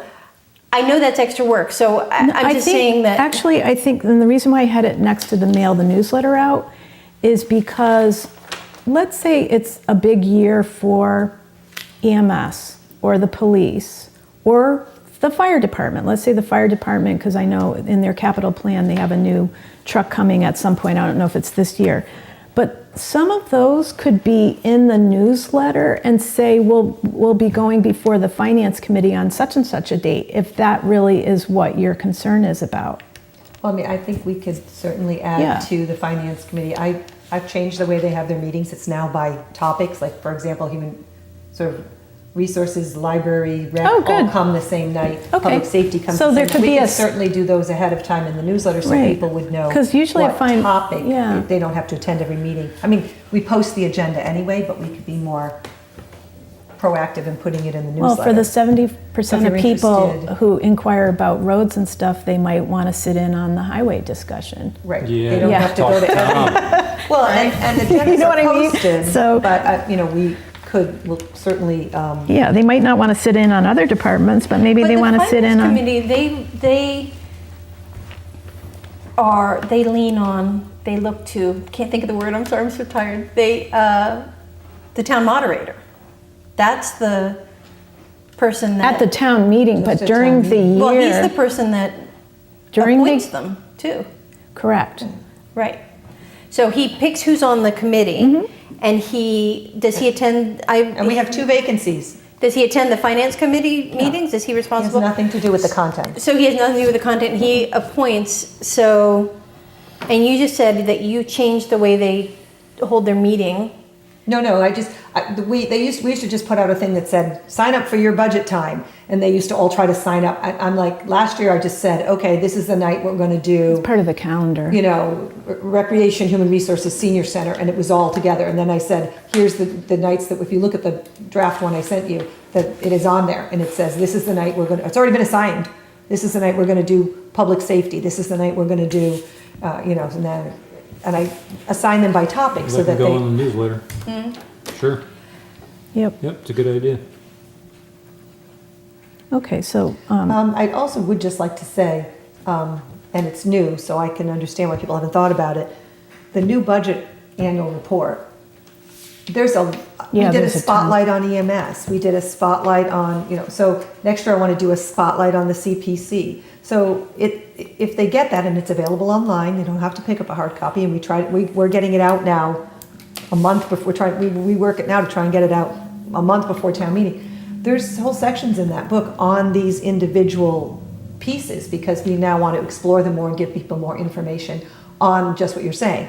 Here's a whole discussion on EMS, here's a whole discussion on the CPC, here's a whole discussion on, so we're actually spotlighting. So we some- could do that, the sewer commission could have a, yeah, I think we did sewer, so it might have been sewer, I don't know, sewer and water. No, I'm just saying, Yeah. we wrote up, and it's just a page or so, like, to give them a spotlight during that annual report, to say, hey, this is what's been happening, this is what Yeah. we're seeing.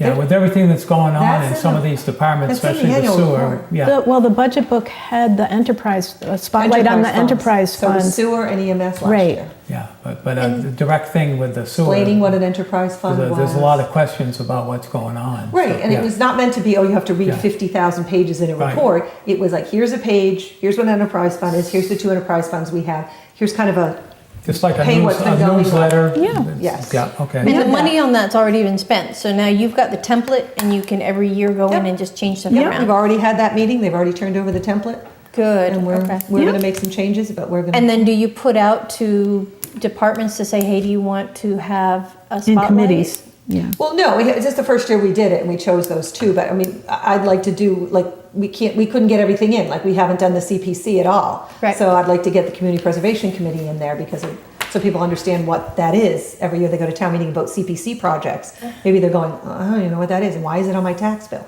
Let's get the spotlight on that. And the cost of printing originally was part of that grant? No, the it cost of wasn't. printing was town, and it's now town again. We've Okay. budgeted it. And how much does it cost to print that? And how many did you print? Well, we're gonna cut it back this year, because we still have a couple boxes, but I wanted to do extra, because I wasn't sure how, so we'll probably do 150, we did 200, and we're still sitting on more than 50. Okay. Do it at the jail. So. Yeah, $3,000. Wow, that's for that book? Yes. That's Wow. Okay. Yeah, that's good. Holy Big, beautiful color moly. book, yeah. Okay. Okay. Okay, are we to number 5 now? Yeah, There's- yeah. Are we there yet? Well, there's a lot under number 5. Oh, and it's 8 o'clock. Yeah. I'm thinking Why don't we just stick that in the all of 5 on in the her agenda. document, and then we review the document? Yeah.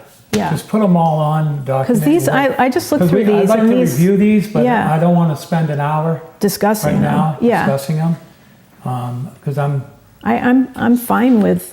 yeah, I'm looking at these, and some of these can be combined. yeah, I don't think we got much hope for the Shellbridge travel book car, though. yeah. I know that. Yeah.